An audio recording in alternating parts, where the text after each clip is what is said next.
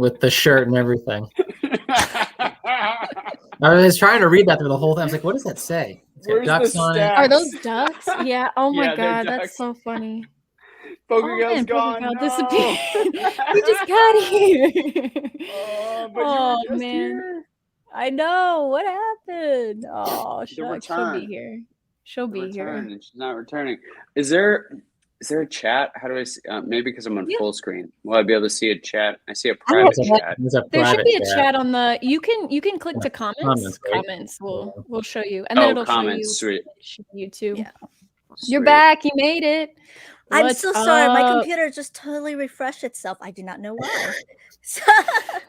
Oh my God, there's SRR. I am low. Hi, how are you, by the way? Oh, hey, dude. Surprise, that's I'm awesome. back, guys. Surprise. I did not make an announcement.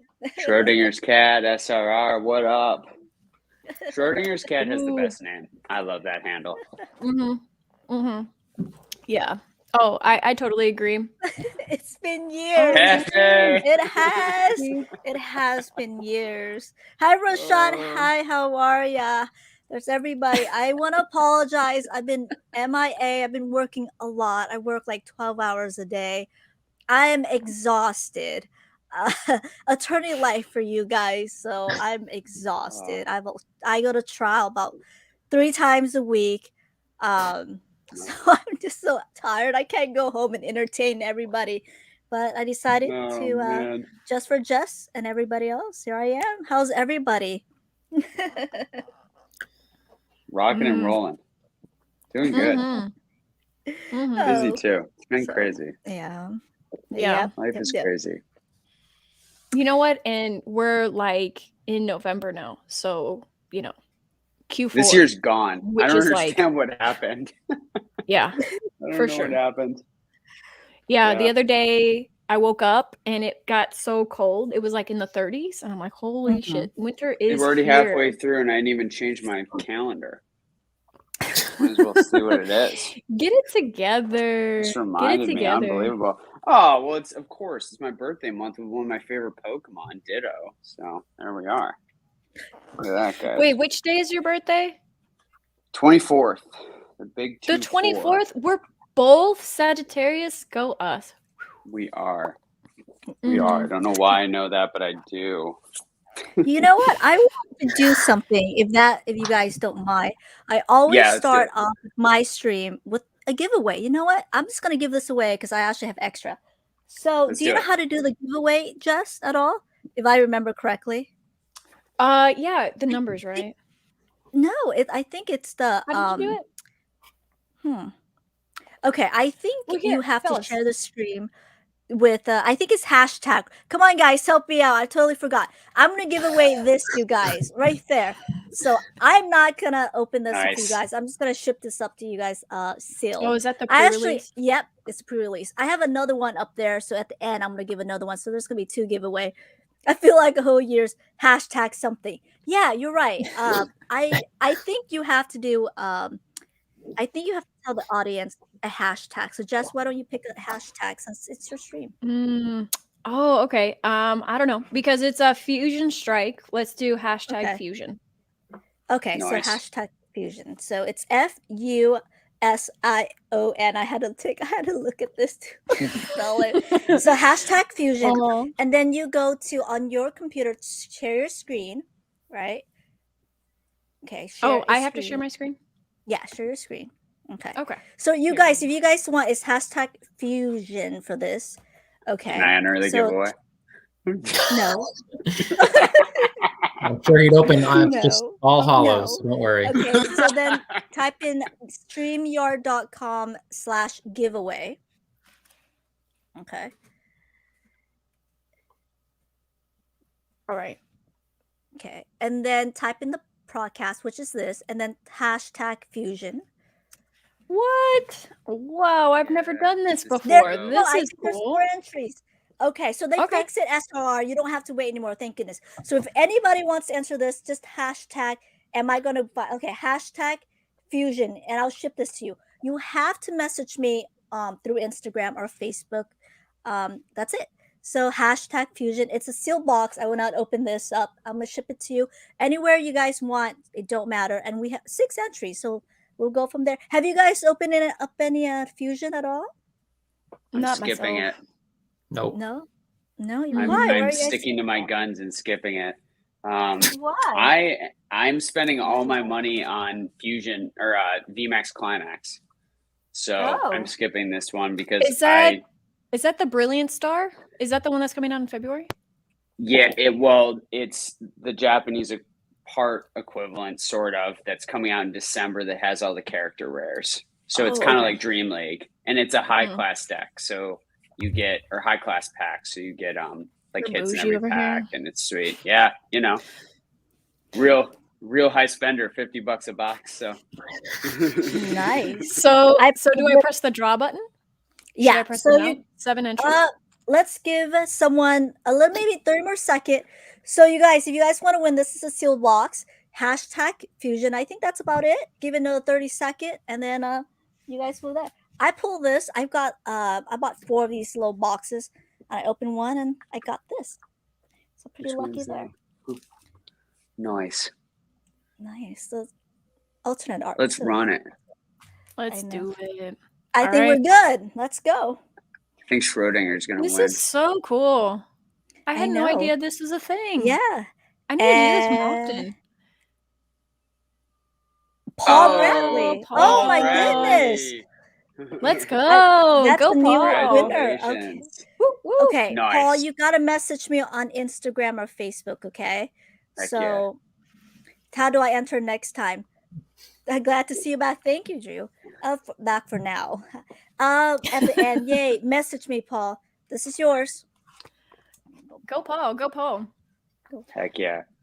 So Yay. I know. That's funny. Oh man. So guys, That's awesome. I figured we should like start with celebrations because celebrations is on everyone's mind. I know, James, I know you haven't opened celebrations yet, right?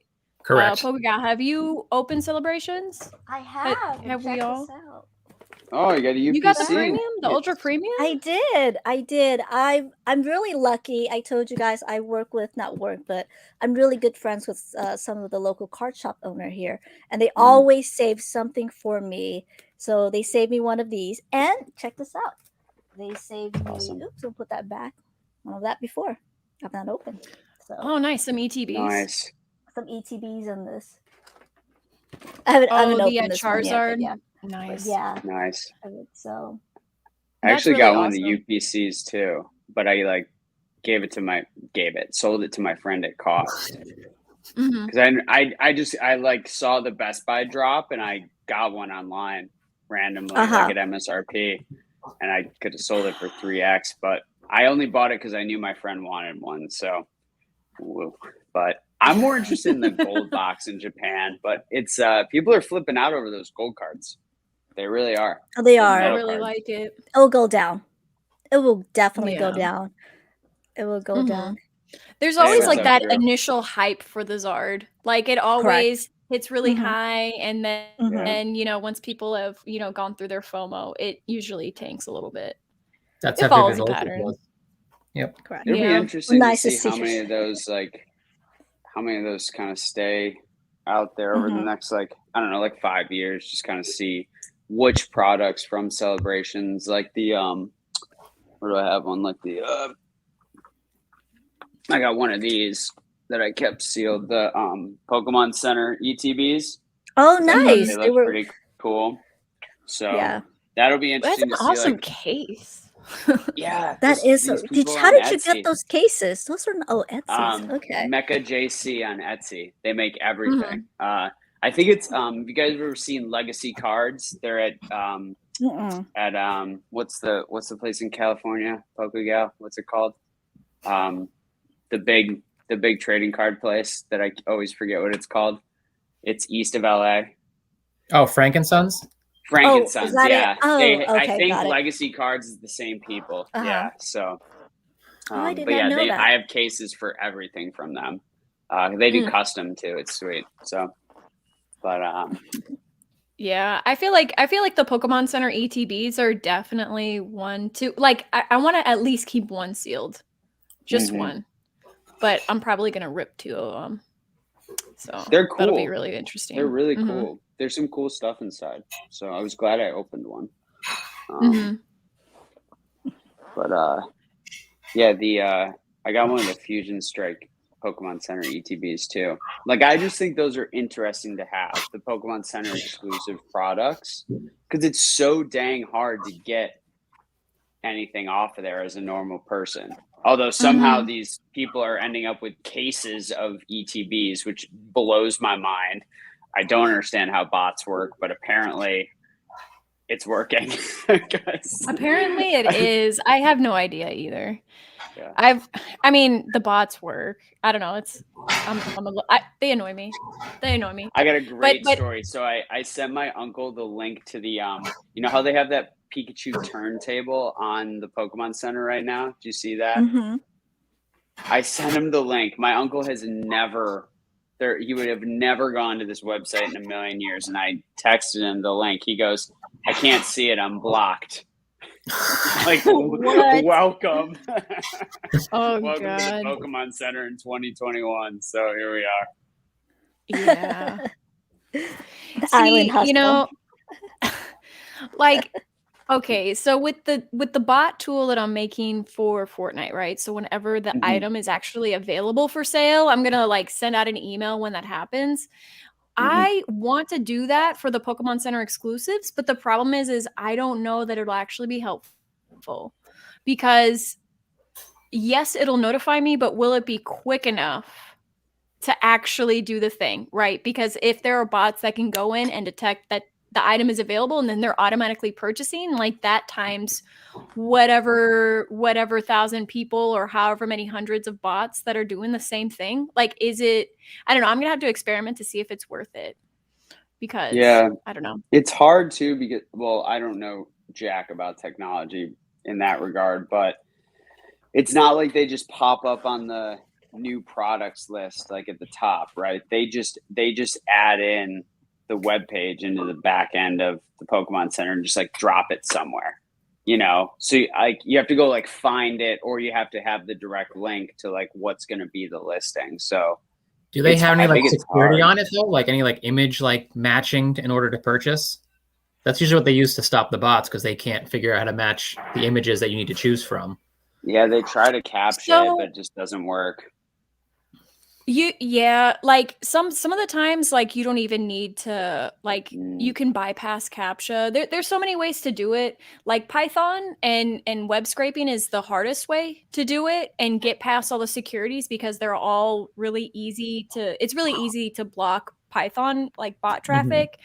But like the thing that I don't know if I should get too much into it or not, because I don't want to get the information into the hands of evil people. But like with Panini, for example, their website, like what you could do is there's a live web page, but what happens is that web page is loaded by an API. I don't know how much you know about technical stuff, but like there's an API interface that interfaces to the product database. And so all I have to do is, because it's an open API that I don't need authentication into it, I just ping the API just to check to see if like the price has changed. Yeah, because the price will show 0 in the API and the quantity will show 0.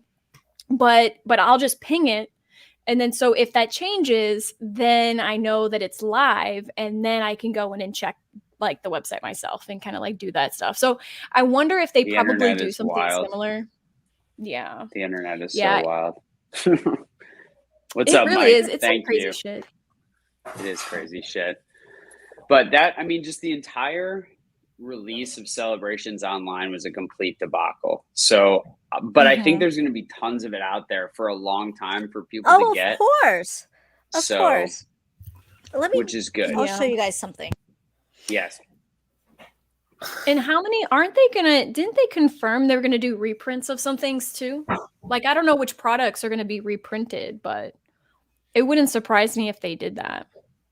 It's my understanding, but I haven't checked it lately. They've been talking about that for a while, haven't they, about doing reprints? Yeah, they just haven't done it yet. Yeah, I feel like they have. Yeah. What are we I don't know looking where at, I stashed it. Did you guys know I have over 200 sealed packs of Generations? I showed it to you guys Yes. somewhere. It's just sitting there. And so back then, I was just telling all of my guests, I was the idiot that paid $37 a pack for Generations. I was the idiot. I really was. I paid. And then as time goes by, I bought each pack for like $1.50. And then I bought 200 plus of it. And it just sits here right now. Oh, your dollar cost averaged. Perfect. I did. I was the idiot that paid $37 a pack because back then when I was like, oh my God, a Charizard was going for $200. And I was the idiot that paid $37 a pack for it. And that's lesson learned. I just wait and I just sit. And then the reason why I got 200 is that a comic book store closed and the guy said, I can't sell this at all. Do you want to sell them? Do you want to buy them for $1.50? And I said, give it all, baby. So I kept and I never opened it. So I do believe if people that want Generations, just wait it out, people. Wait it out to after Christmas. They'll reprint this. Like they'll reprint Generations. They will reprint. Wait. I think I think it's really like regional right now. Like the way I'm seeing where products dropping and how supply chains are working. Like there's parts of the country that just have none. And there's parts of the country where there's 100 ETBs on a Target shelf. So it's just like Midwest. Yeah. Part of it's just like the economy right now, I think, or how the country's working. So that's part of the issue. I think it's like getting exacerbated by the pockets of people who like can't get it, but in other places it's super plentiful. Like where I live, there's a lot. Same here. Yep. Not here. I live in Southern California, and and some Walmart doesn't even sell Pokemon cards because people were stealing them. And I'm like, okay, so. Gosh, I'm really skeptical of buying from Walmart because what they'll do is they'll take them, they'll open them, they'll buy them, they'll open them, they'll repack them, and then they'll just return them. And then people will buy it, they'll put it back on the shelf, and people will buy it, and they'll be like, "Oh, these packs are already open," and they have to like. So screwed up. It happened to me, you guys. It really did. It was was it not Volt Tackle? What is it? Oh my God! Vivid Voltage. Vivid Voltage? No, it wasn't. It was Chilling Rain. So I went to Target. And it was just a sealed box, and I'm like, okay, I'll buy it. And when people said, I went to Target, I got a sealed product, and it was resealed. I go, really? Target is that careless? And I went and I bought it, and it was completely resealed. It was that crazy, completely resealed, and you can felt the super glue with that. And I went to Target and I said, this product is resealed. And they're like, no, it's not. I said, yes, it is. Yes. You know what they do? You know what they do at Target is they, because I went there and there was something on the shelf, that I wanted. This was like 6 months ago, maybe. But it was open. So I brought it to them like, guys, this is open. You can't leave this on the shelf. And they're like, oh yeah, that's supposed to be online only.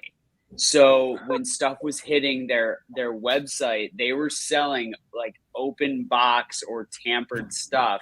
I doubt they were telling people it was as such. They were probably just putting it in the back, loading it to the website, and shipping it out from the local Target. It's such garbage. Like I don't envision. I envision that Pokemon's going to really adapt their distribution strategy over the next they're going to 5 years. They're going to print it into oblivion. There's no more. They will. Absolutely. Yeah. Absolutely. And people tell me, I'm like, hey, you know what? Do you think I should invest in Pokemon? And I tell the truth. I said, no, do not do it. That's my honest opinion. I would not invest in any type of Pokemon cards. I do think that they're going to reprint, especially modern. And that's my honest opinion. I would rather take the money, invest in somewhere else. But that's me. If someone were to ask me, should I? I'm like, no, not at all. Yeah. That's me. It's like, I mean, I would like to talk to you guys about it, what you guys think. I think there's actually more to invest in. So, but yeah. I feel like I'm more modern. I just won't touch it. Why not? First edition Pokemon cards. It's just too much of it. I think there's too much attention now on the hobby that they know that people are just going to start hoarding sealed product and it's not going to actually be worth anything. Unlike Exactly. because people, I mean, it was trash. People would use it as like old baseball cards, put it on bikes, they throw it away. My mom threw away all my original cards, or they got damaged. But it's just that time factor that people don't factor in enough when they think about a value on Pokemon cards, especially for modern. Pokemon, is there anything? Oh, go ahead. Oh, go ahead. No, so I was gonna say, so I agree with you on the modern and not like investing it. I don't even like saying those two words right after each other. It feels weird because it just doesn't feel right at all. But like, are there other TCGs? And Jackie brought this up. I thought it was a really good question. I like that. Yeah. Is there anything else that you're looking at, or are you just looking at nothing and just traditional investments from your perspective? So this is just, FYI, it's my own personal opinion. I think as of right now, I don't think I will personally head into doing collectibles or anything that's considered more of trying to, oh my God, tangent terms. Speculative, more of a luxury good and speculative. Exactly. From what I am doing, what I'm seeing is that right now I'm more investing in property. So that's what I've always said this. That's what I always did. I've always said this. And you're right, it is purely speculative. And I do want to talk about, because a lot of people ask me about the lawsuit that's going on, what happened with eBay and how PWCC was shut down. And I did look into that. And I do believe there is actually cost for even eBay, such a reputable company, to even say such a thing. And they're like, oh, eBay is just saying things out. Nope. I really think they did their diligent research to even go out, because if find to be fraudulent, eBay, there's a lot of money involved. But I do want to talk about that if you guys eventually want to talk about it later on. Because a lot of people asked me when I was so busy I couldn't even go out and give my opinion. But no, I would not invest in anything collectibles as of right now. I don't think it's very healthy, and I do think that we are going to go to more of a little bit of a crash, and I think that's my opinion. But a lot of people say a lot of things, but that's just me. Let's disclaim this all with none of us are financial advisors, and this is not financial advice. This is our own opinion. Okay, disclaimer out there. So I Connor's slogan. Really, that's really when you know he's slogan. going into a rant. Yep. No, let's go. His arms are folded. He's in his spinny chair. Here it comes. With his stash, Look, he's ready to go. Yo. With the stash, it's Movember, baby. No, I'm right there with Pokegal, especially with look.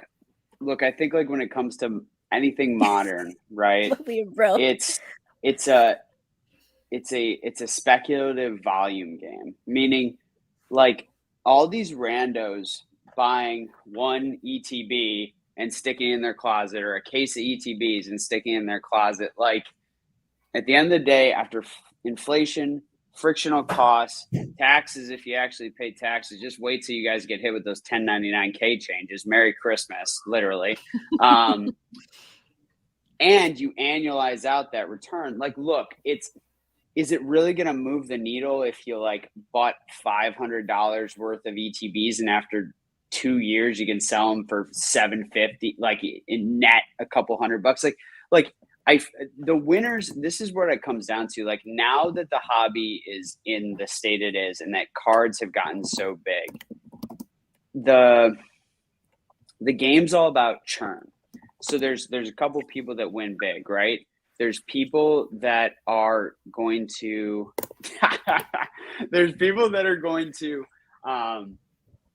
get a cut of every transaction. So that's like Whatnot. That's like eBay. That's like Mercari. People who are benefiting from the churn and the high amount of transaction that's happening in this hobby, right?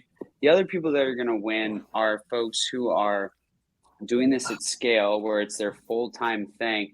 And it's truly like, more that LGS model where they're buying at volume. And if they have a long established, LGS and good distributor relationships, and they're getting the right products at the right pricing, they're also going to be winners. But it's kind of like it's the same thing that happens in every market, is that the small fish always lose to the big institutional players. The dumb money always loses, right? Like, and honestly, we're all the dumb money, because like we're not, like I'm not doing millions of dollars in transactional volume over here, right? Like I'm like, woo, I sold something for $100, yippee! Like this is fun. Like, so for me, it's like, I think, and I say this a lot, and this is one of the main points I'll make, is that the barrier to entry to be entrepreneurial in today's society is lower than ever because of technology.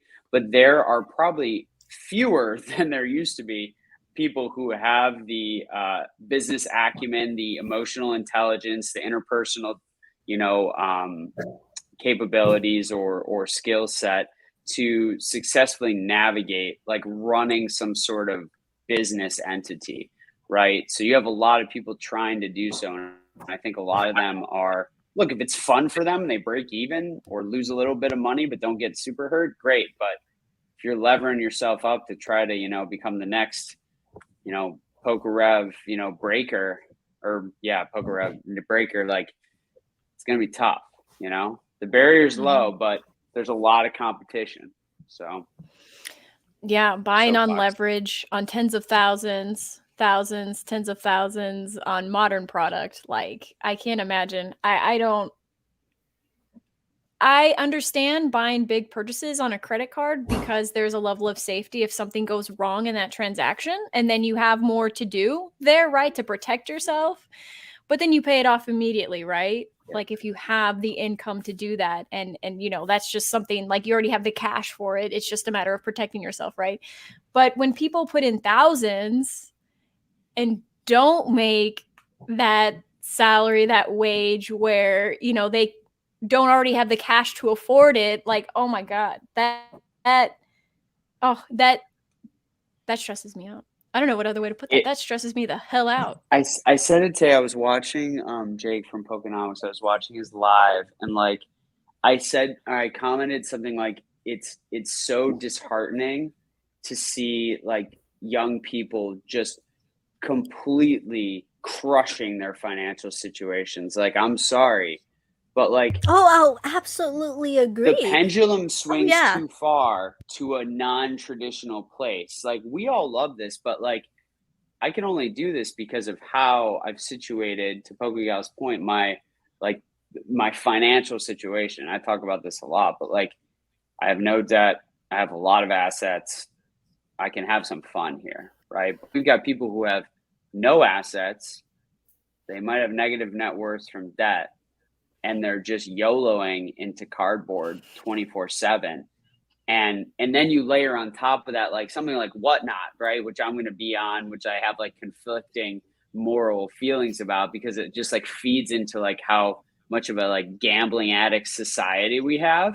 And just people just love that and they feed off of it. And it just like creates this downward spiral, in my opinion, that people might not be able to get out of, like people don't understand like how stuff you do today affects 10 years down the road, right? Like because of how like compounding and math and returns on traditional assets work, like you are truly robbing yourself of some, future stability. That doesn't mean don't have fun today, but there's a lot of good comments in here, by the way. Sorry, I keep getting distracted because there's so much good stuff in here. Oh, hell, anyone bringing up the trash? Lim, huh? Yeah, hi everyone. Yes, I am very much alive. I just work a lot. I'm really glad that Jess invited me, so I'm pretty excited to be here. So yes, but you're right, Connor. You're absolutely right. And from what I do, that's what I do. My job is to fix people's problem with financial problems. That's what my job is. And I do think that perhaps during high school, they need to have a class to teach people how to actually finance, how to budget. I think that's the budget, right? Yeah. And not a lot of people go in and they just spend it on cardboard. They think this is it. really, that's Yeah. sad. That's really sad. But you're absolutely right. So yeah. I really like how you said loot box effect, because that's so true. Because, the big video game companies are fighting um, loot boxes to be legally considered gambling. Holy crap. You know what? Honestly, Connor, I did not think of Whatnot as gambling from that I just for some reason didn't put the two ideas together. I'm just like, okay, it's an auction. And to be honest, I haven't even experienced a Whatnot stream, but holy shit, that is so true. And video game companies are fighting loot boxes right now, tooth and nail, saying it's surprise mechanics. Oh my God, Whatnot is surprise mechanics. Holy crap. That's a really that's a really good topic to bring up and talk about, because you can have your fun and do things within moderation, but if it's like, if you do too much and you over leverage and you overspend, and it's just not going to turn out well. Hi, Jake. Hi, hey, guys. what's up, Jake? James. What's up? I don't know what happened to James. James is gone. What's up, Jake? Out of 10 of the years I graduated. All right, I'll let you guys I'm know sure he'll be back. Okay, if you guys ever go onto credit card debt, not that you guys will ever have to, right? Let's just knock on really wood. This is IKEA wood here. So if you guys do, right? There's something that I have learned just doing this. It will affect your credit, but it's better than not paying. Is that you don't pay them for 6 months and you call them and you negotiate the debt. Did you guys know that? Oh, there's James back again. Did you know Yeah, that? are you talking about credit card company and like negotiating rates and stuff like that? No, you can actually just negotiate the debt at all. So let's say I owe capital 10K, right? And then you can wait till they charge off. And not a lot of people know this. You can call them and you can negotiate your debt. And usually with Capital One, it's actually the best credit card out there that I've learned. American Express is probably one of the worst, and Apple Card is one of the worst. Now that we're going to what I do, but it's kind of funny. Yeah. In the worst in terms of what? In terms of like customer service, or what do you mean? No, you can just call and just negotiate your debt and like, hey, I can't pay this. I'm going through a financial hardship, but I'm willing to offer a lump sum of 2K if you get rid of it. Will they take it? Depends on the financial hardship. But not a lot of people know that. That's something for you guys to learn. You can go and negotiate your debt. So yeah, but you're still negatively impacting your credit by carrying a balance on a credit card. Would never do that. You'll get a, you also get a what is it? The settlement may have tax consequences. Please consult your tax advisor. Yes, you will get but it's much better than not paying your credit card bill. That's it. You negotiate it, but it's not better. Of course, it will affect your credit card. I'm sorry, your credit score, but it's much better. That's how debt settlement companies do it. Avoid debt settlement companies are a scam, you guys. They're a scam. Avoid them. Hey, what's up, Poke Knowledge? Yeah, we were just talking about like new sets that are coming out right now. Like I would call it like hyper modern. I think that's what we were referring to earlier. So, man, Cosmic Eclipse was a great set. Dream League, so good. Yeah, maybe we should deviate away from giving people financial advice. But my God, I would cry tears of joy if every high school in this country implemented financial literacy classes for their students, because it's a complete and utter travesty that we don't have that. But I could go on a long time about that. So. Yeah, I know sometimes too. That's great. Yeah, I know sometimes in college, like I'm pretty sure, like my senior year, they had these random like life classes, like career development, how to do a resume and stuff like that. And I think there was another one for budgeting and stuff.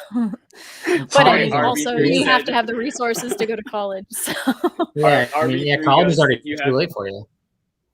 Yeah. RB3 goes, if you have to negotiate a credit card debt, maybe collectible cards should not be your choice investment. That's a fact. And I'm laughing, but I'm also dying inside because I know so many people are in that situation, and it like really crushes my soul, like in a really bad way. But it does. Yeah. At any rate, yeah.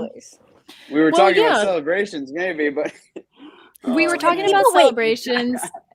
People Go are ahead. paying $20 a pack for celebration, right? Is that correct? What? Is someone in the comments says $20 a pack? My God, whoever's paying That's a big $20 a pack deal. for celebration, y'all, you got that need a slap in the face. Oh my, $20 a pack for what, 4 cards? And you only get 4 cards. How about, Oh my gosh. God, No, Way what too are expensive. popping off are $20 a pack, you guys? Are you for real? I think these are going $5 for a at card. least 20 now, maybe 25. These single card promo packs from Japan, these are like 20 or 25 bucks, I think, on Those are eBay now. cool. So they're sweet. They're cool. But it's literally, Have you- talk about gambling. It's literally a scratch off ticket. So it's unbelievable. $20 a pack. That is so crazy.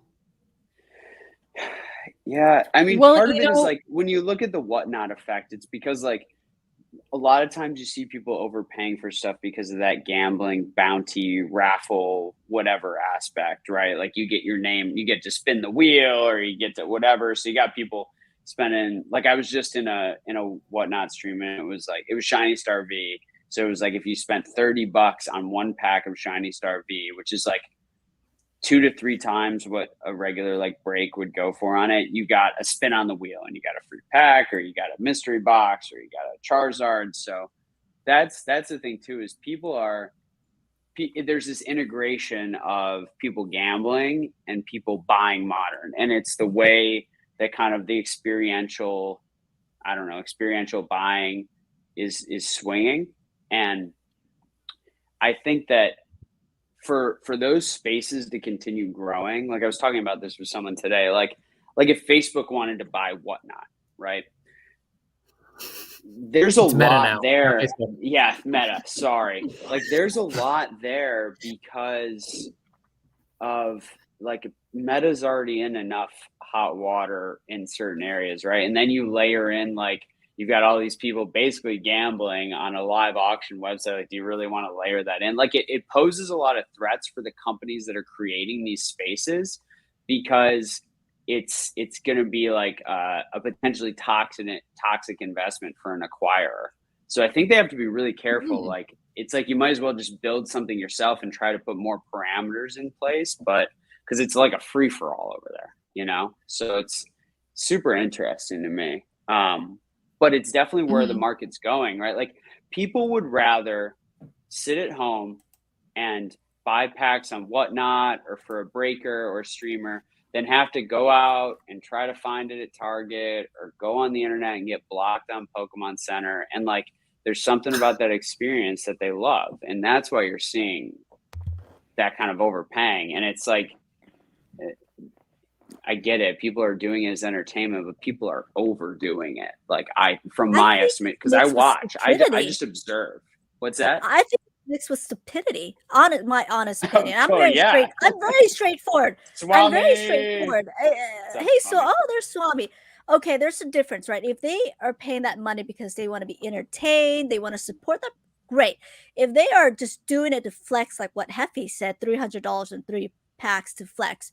I mean, you're flexing on people that don't even know who you are. I mean, that's a level of insanity to me. You're spending $300 open a pack on people that you don't even know who you are. That you are on a whatnot that I don't even have. Yeah. I mean, you must live a very terrible life. That's how you would flex your money. I mean, just my honest opinion. Yeah. Oh, I God, think a lot of people are. Here. No, it's true. A lot of people are. I'm being very honest here. So wait till you guys see my Market Monday tomorrow, because it's a little different. Because honestly, I've had 2 podcasts this week and 2 lives, and I just didn't have as much time to do like a crazy analysis video. But I kind of talked about like remembering your identity a little bit, right? And I think that an extension of that is a lot of people feel alone and are seeking, friendship. They feel isolated. It's been a super weird year and a half. And for some reason, like people just like can't get back to normal. So they're like, they've created these, like, I don't know what the word is, like parasocial or what, like where they like think they're friends with like people on the internet, but they're really not, because they like the person on the other end doesn't care at all about them. It's like very weird. and tough. And I think like that's kind of the state we're in. Like the pendulum swung so far. And people are just looking for anything to like fill the void, and they're just like trying to fill the gap with the wrong things, right? Like, so they just like, we're all guilty of this, right? We have habits that come out when we are stressed or when we are sad or when we're upset. And I think a lot of that is driving like the spending habits that people are having in this hobby right now, because a lot of people are still lonely and still, feel isolated, and the world's still a little weird. And, I'm hoping things kind of swing back a little bit, because that's not healthy for anyone. So that's what I'm saying. Where do you think, I'm glad that you brought up a lot of the psychology behind that, because where do you think, that psychology might take us through at least the next 6 months, because we've been experiencing a lot of a bear market, right? And people have been hitting me up. They're freaking out, about Pokemon, about Modern, like, people are freaking out about, the things that they bought, several months ago, and now where those prices are. So, I don't know. I think it's, I don't know. I guess like from a psychological perspective, what swings are people going to go through? Like, do you think come December, and we kind of talked about this before, is everything going to be a fire sale? I mean, it's always been that way. It's been that way before it became a super popular. Everyone started jumping back in. It's always gone down in December. I don't see why it wouldn't do that again. Yeah, for sure. And I mean, like, and the other thing that we've talked about too is, in December, people want like a little bit of extra money just to spend on their families and things like that. Like I remember like last year, this one guy hit me up on Facebook and was just kind of like begging me to buy anything from him, like anything. And I'm kind of like, I felt so weird because he's putting me in this weird position where he just wants me to buy something. I feel like an asshole because I'm not like helping him out, but at the same time, like I don't want to buy what you've got. So I don't know what to tell you, but I'm pretty sure the same guy was hitting me up. Really? I bet. Was it Pokemon? Was it slabs? Gosh, it was some packs, I think. But there were people. There were other. Obviously, there were more than one person like that. But there was a specific guy who I just thought of. So, and I thought he might have seen like, when someone sees who you interact with, they start to hit up. Like I've had the same situation. Like when I do the podcast with Rob, and like someone will message like both of us like about the same thing but separately, and then we'll somehow find out that happened. It's like super interesting. Yeah, Pancake with the seasonal trend, the analytics on the price fluctuations. So he did. He he's 100% it's right. Gonna go down November. Mm-hmm. He did say yeah, that. And then Poke Garage makes a good point. Again, like when you hit March, April, people get their tax returns back. They end up spending more money. Like there's always been seasonality in these hobbies, right? Like I think that like the holidays, to your point, are weird because it's like there's like sellers need money to buy like Christmas presents for their family, right? But also there's like all these buyers in the lead up looking for things to buy their friends and family for Christmas, especially now, right? Like it's going to be really interesting because people are going to be like back in person together more during the holidays. And I'm wondering like what kind of effect that's going to have, or it's just going to drive people insane and they're going to go lock themselves in a bathroom and go on Whatnot and spend $500. I mean, I don't know. It's just going to be hard to say. Positive thinking.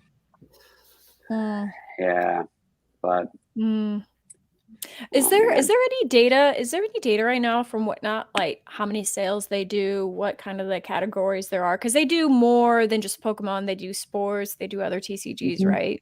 They do almost they're not like clothes, everything. Money now too. They do everything. Money? I didn't know that. Currency. I think Going Twice did a money like auction coins. on there. Yeah, like coins. They do. coins. You can follow like hashtag coins. So, I was actually looking at the article today. I don't know if they had any hard numbers in there. It was just about the Series C fundraise they did. where they raised another 150 million. So they're like, post money was like 1.5 billion. I'm not surprised. But I don't think it's such. I wouldn't expect there to be any public information about their highly doubt transactions. That. Yeah, they're not going to share that data with anyone for free. They're not.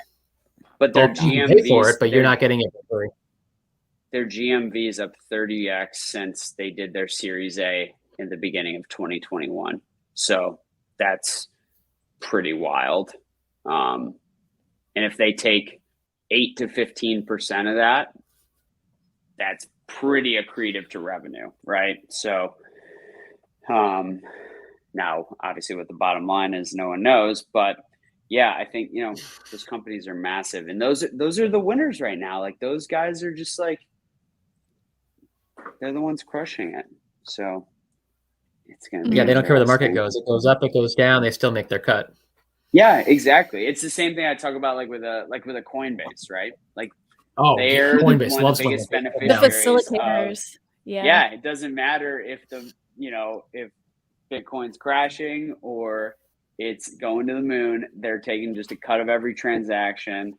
Not to mention the other ways they can make money. So it's fascinating what people are gonna build and continue to build to monetize off of this trend. And then what can happen too is people can get stuck holding the bag, right? Where the trend shifts and you're not able to adapt your business, right? Like if something happens, like I think cards are here to stay, but it's like, what's that going to look like? No one can truly know, right? So it's a very opaque future. I don't think it's disappearing after this, but I still, it's like the old saying about market solvency, meaning that, people are not going to be able to hold items that have been cut by 75% for that long. Like, there's going to come a point where they're like, oh, I bought it for 100. Now it's worth 25. Let me just get to like 40 and I'm going to sell it. And then I'm actually going to end up at 25 anyway, after shipping and fees and taxes and all that stuff. So, that's a problem. And then obviously the one of the big problems is everyone who like you look at the guys that going twice, right? I always think of them when I think about the market. It's like, they can grade cards for nothing, cards that basically cost nothing, that cost them $7 to grade. They're going to sell those for $15 to $20 all day long, take their margin and move on because it's a business. And all these people like me who are trying to, buy and sell cards here and there, it's really hard to compete with that, right? It's really hard because basically you're getting undercut because your economics aren't as good as the people doing this at volume. So that's what people have to be careful of, right? And that puts a lot of downward pressure on the very low end of the market. Like, look, there's parts of this, like, I don't want to hear freaking K-shaped ever again because it's so stupid to talk about that in relationship to this market, in my opinion. But what is happening is there are some parts of the market that do okay, and there's a lot of the market that's suffering. And I think it's just like, you got to be so careful as a collector now, because look, if you didn't have stuff that went up in value, you did something very terribly wrong over the past 2 years, 3 years, 4 years, 7 years. But I think that even that, I talked about this in a podcast the other day, you can get caught up in buying, my idea of how I kind of buy and sell into every market. But it's not always sometimes it's good just to sideline cash. Sometimes it's good to let something go in your collection you don't want much anymore, and not necessarily buy more cards with it, guys. Like, No, and you gotta that's, buy I right think, away. Right away. I All of it. know. More than what you've got. Recycle. I'm kidding. I'm kidding. Recycle. Just recycle that capital. House money, Reduce, right, reuse, guys? recycle. So Jess, I should buy more celebrations, right? $30 a pack. I gotta Yeah. buy more and more, Oh, right? totally. Absolutely. Okay. 120%. All right. Put that all on your Okay. credit card. Swipe, Okay. swipe, swipe. Okay. And then there you go. Good to go. You know what? I have Yeah. 2 houses. Should I just sell my houses to buy more celebrations? Sell your No, just houses take to out a buy second mortgage. Pokemon. You have a HELOC on that, Okay. baby? That's Probably it. like 2%. Just That's arbitrage. it. Do a reverse mortgage. Absolutely. Let's do reverse. I don't qualify for it. I'm 65. Oh, screw it. There's some companies that do it. I'll just do it. Car, I'm not too sure what you mean. Do you pre-order a UPC or buys your secondary market? I never ever buy anything secondary market. Okay, never. I never swing it that way. I'm very lucky. I always buy at a MSRP or very close to it if I buy in the secondary market. Extremely close to it. But now that I'll be, but you know what? I will probably be streaming a lot more because I'll be selling both of my house to buy what? Just celebration packs. Hey, let's go. Let's go. Celebration packs. That's what I'm gonna do. I'm gonna. I'll forget everything else. Celebration packs. Yeah, and you know what, Hefe, you got it right. Sell your houses to get celebrations and Fortnite cards. Go. Do it And now. sell my body parts. All right, let's talk about this next. All right, you go into you put yourself in a cryo chamber and you wake up 5 years from now. Where's Fortnite cards and where are Metazoo cards? Let's talk about something non-Pokemon. I think they're both doing well. I think they're both doing you well. hope they are. Elaborate. Well, so for Metazoo, what I find to be really interesting is and I was talking to Joel about this. I can't remember if it was on a live or not, but one of the things that I do see Metazoo doing really well is they have their cryptids right, and there's cryptids that only like that region knows about. So like, you know, a random place in like Florida or Texas, there's like a local, you know, cryptid that really hits really well there. And so, you know, they get kind of like the locals riled up, and it's like a little bit of a cult following. And multiply that by the 50 plus regions in the US plus overseas, like internationally, that have all of these regional cryptids that, you know, those local communities can kind of like have a cult following for. When does like a cult following not be a cult following when it's like multiplied by 5x or 10x, you know? I don't know. I think it could get really big from a regional perspective, and then, you know, by, you know, times 10 regions, I think it could get big. That's me. If they continue to make the cards available, and they can, you know, and they can get the cards into players' hands, and if players still like the cards too, they like the game. I hear 50-50. I hear some people really like the fourth wall mechanics, and I think that's really interesting. I've never played it because I don't have cards, but you know, I've also heard people not care about it too much. I've heard that it's gimmicky, so I don't know. But I think it could be big. What do you guys think? It really needs to like build like its connection like with its players. Like if it doesn't have that, if it can't build a connection with like its players to like pass on to other family members, it's going to be hard to keep it going. Like Fortnite isn't really, it doesn't have that playability, but a lot of people played it online with their friends, so they have like that connection to it. Pokemon has it because I played it when I was like 7 or 8, and then I played with my dad, and now like I can recollect it again, and I've shown him the cards again too because he saw the gross amount of stacks that I have. And he's asking questions about it. I think if they can develop that like emotional connection to it, then I don't see why it couldn't succeed. But again, like they just need to get it out there enough so people can actually play the game. Because if the game is fun and the cards are unique, it could be both. It could be collectible and it could be playable, and that's kind of how Pokemon is now today. You can do both.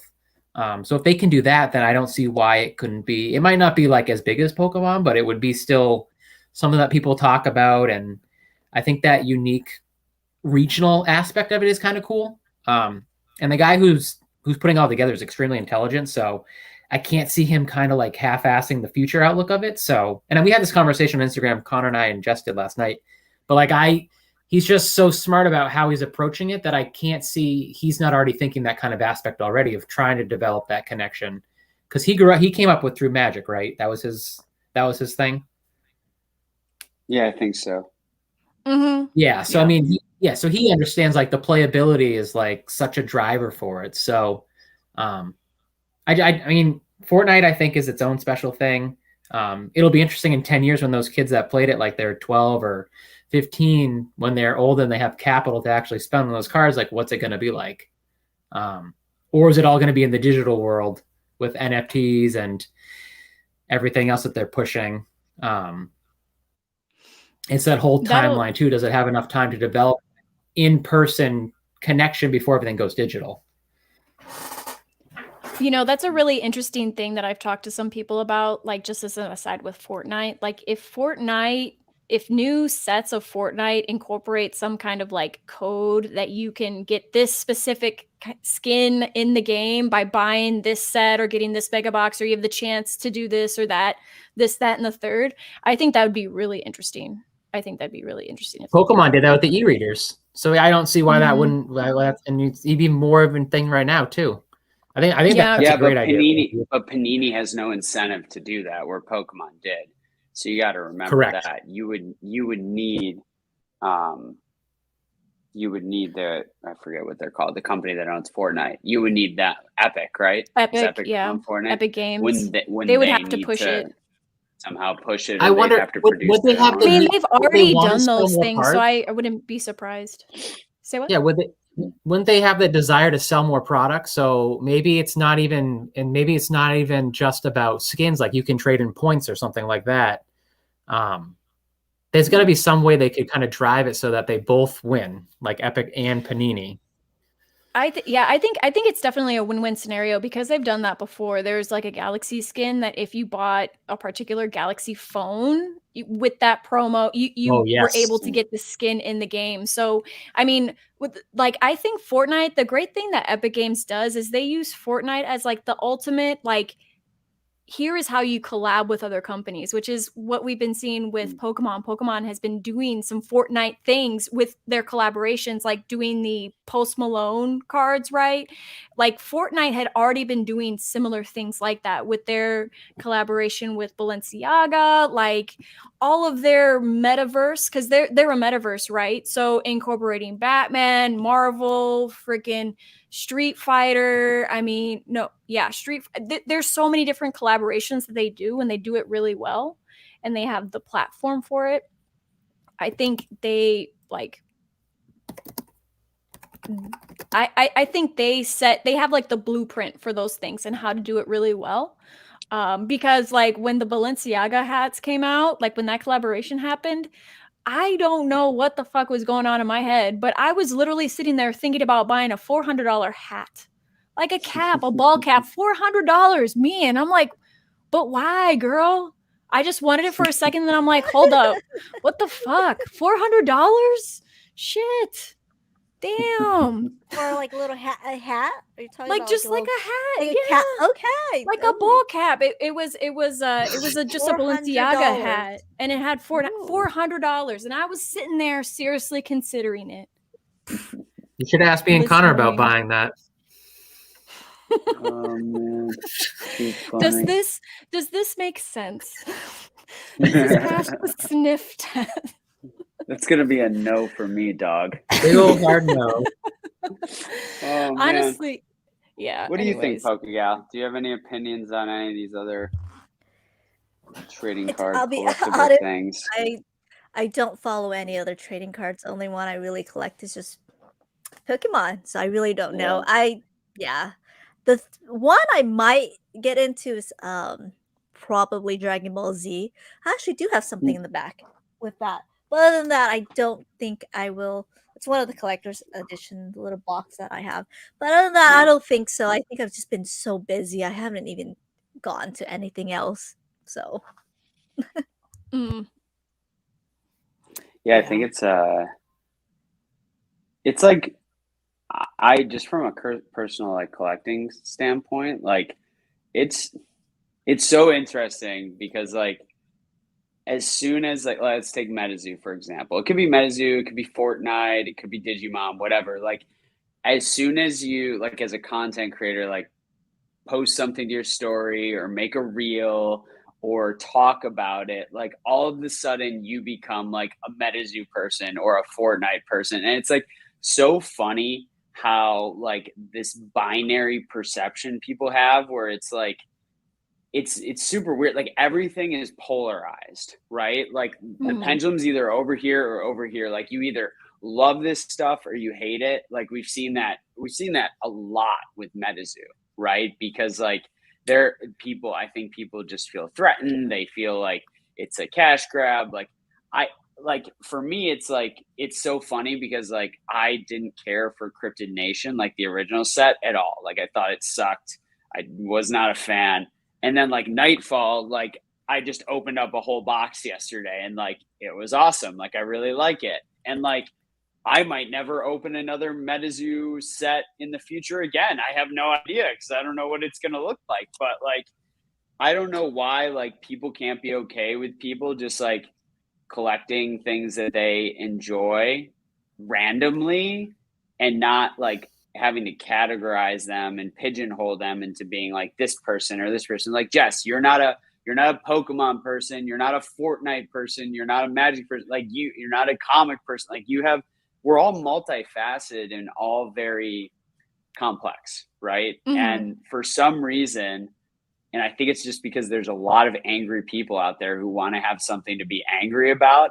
They're just like via the internet that has no ramifications whatsoever, just blasting each other about the things that people are collecting. And it's like, it goes back to that identity thing I talked about. Like it's the strangest phenomenon now being in the like social media side of collectibles where like I kind of want to just go back in my closet and look at all my Pokemon cards in my safe and then put them back in my safe and then go back with my life and never look at social media again. Because it's like, why? Like people's brains just like don't work. Like it's absolutely incredible. Like they have no critical thinking. They have no emotional intelligence. They're just shooting from the hip every opinion they have. And they're just attacking people. And like, it's vicious out there. It's wild to me to watch unfold. And I think that's the single biggest, like one of the single biggest risks to like this whole boom in collectibles is if we get the community-based portion wrong, right? So whether it's multifaceted, right? Whether it's to James's point, players not being able to play, right? Whether it's because they can't get product, right? Whether it's toxic communities that end up ousting people and pushing them out of the hobby. Like there's not enough of this where like people are just being real because they have no like true skin in the game, right? Like because it doesn't really matter what anyone thinks of me in like the hobby world, because like I am grounded in my identity as a person through like my faith and my family and my relationships with my friends, my relationships with people like you who are like, you know, people I actually know now, right? Have real relationships with, like, and I'm worried that like a lot of people are just going to get totally burnt out on just the extremism, right? It's the same reason like people like get burnt out on like politics and the news, and so they just don't educate themselves on anything because they're like, oh, the news sucks, like it's all polarizing, I hate it, I don't want to learn about anything, and they just go into a hole. Like it's almost the same idea, right? It's like, why, you know, I don't know why everything has to be like so black and white now in these hobbies. It's blowing my mind. And the other thing too, to your point, like for people like us who, you know, I mean, you don't talk about it all that much. Well, you brought it up before, but like you're into the Harry Potter cards and stuff like that. So we're into a lot of different things, right? And sometimes, like, which is why I'm waiting to December to buy Metazoo. I want to buy it so that I can get a taste for it. So I can look at the cards, get a feel for them. Like, because when you're touching the cards, like that's different. Like I was just opening up some Magic cards and I don't know what it was. I opened up like a recent set, Innistrad, one of their more recent ones. And like the cards just feel good. And you know, if you don't have like Flesh and Blood, feeling those cards and seeing them, like you can get your own opinion on them, you know? So I can definitely understand. But the other thing too is like when you're on social media, because it's all visual, like what you have and what you show is like how you communicate to people, like who you are. Like, oh, I'm a premium Pokemon card collector, right? Like there's a level of like, okay, this is how I'm being perceived now because of that. It's just really interesting. It's just really interesting. We have no idea who's on the other side of most of these pages. I don't know anything about them. Like it's crazy. They could be a total sham. You have no idea.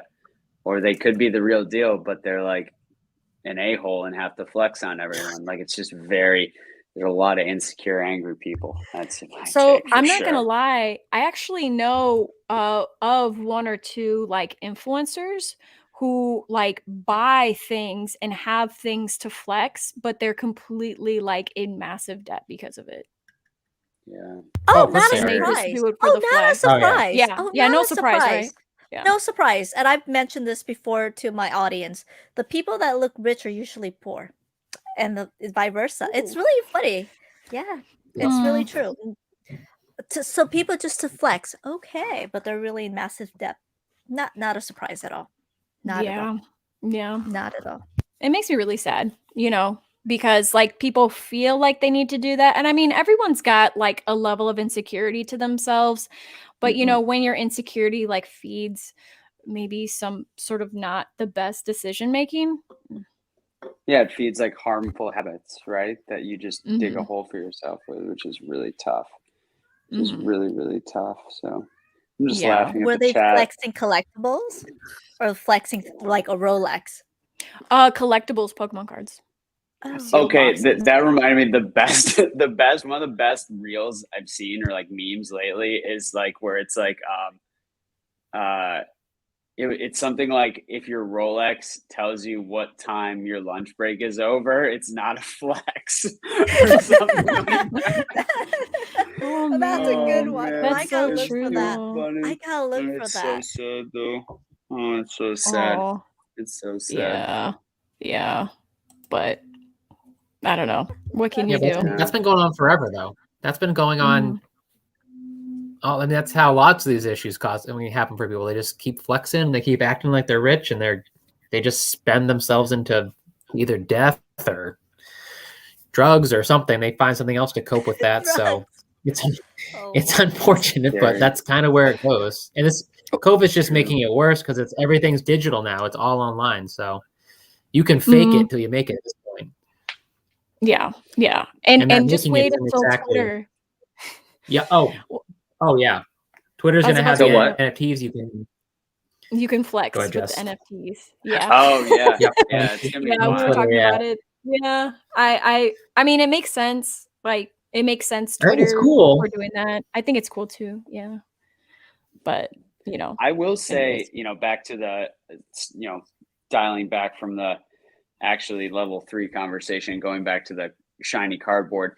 I have reversed my stance where I think if I had to like gun to my head bet on one of them, I think I would take Metazoo over Fortnite from the current cards as they sit today, right? So like Panini doing Fortnite and Metazoo doing their thing. Let's call it 10 years out. I think they both could succeed. They both could utterly fail, but it's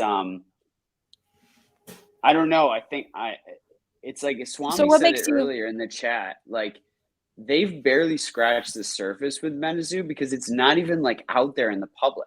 I mean, think like we see it because we live in this like vacuum, but like 25 to 50,000 boxes of each set, right? I think it was 50,000 of Nightfall First Edition, 25 of Kryptonation. Like like, just wait if they actually get distribution together and get out into these big box stores, which is allegedly the plan over the next 6 to 9 months from like the the timeline. Like, as far as like in the TCG world, like it just depends, Jess, to some of the points you bring up. If somehow there comes this deep connection between Fortnite cards and the game, and if the game and that whole metaverse continues to be what it is and really explode, like, and this is coming from a guy who quite candidly has never played Fortnite and knows nothing about it and doesn't give a what about cryptids. So like, I'm just like, for me, it's more like subjectively what I like and what I would rather collect. So I'm biased because like, that's totally fair. But it's like, I think that Jake, Metazoo cards are trash. NFTs are the play, baby. Yeah, that was, I think they were probably upset with how low that one of one Mothman Steve Aoki NFT went. Like, if you think about all the money that had to go into building How that. much did it go? Was that real? It was in the. Yeah, no, that was real. That was real. I thought that was a joke when I saw it. Okay, never mind. I guess that was real. It was real. It was real. I want to say it was in the. I can't remember if it was in the high 100s or 200,000s, but I think they would have expected it to be like a $500,000 NFT. It's still a lot of money. Holy crap, that's still a lot. Yeah, it's still ridiculous, but it is, 101. Steve Aoki's on the brand, so it's interesting. Now we got pictures of Logan Paul looking at Metazoo cards that are going to break the internet. I can't wait. I can't wait for this this hype train. That'll be really interesting. But no, it's just weird because it's very like,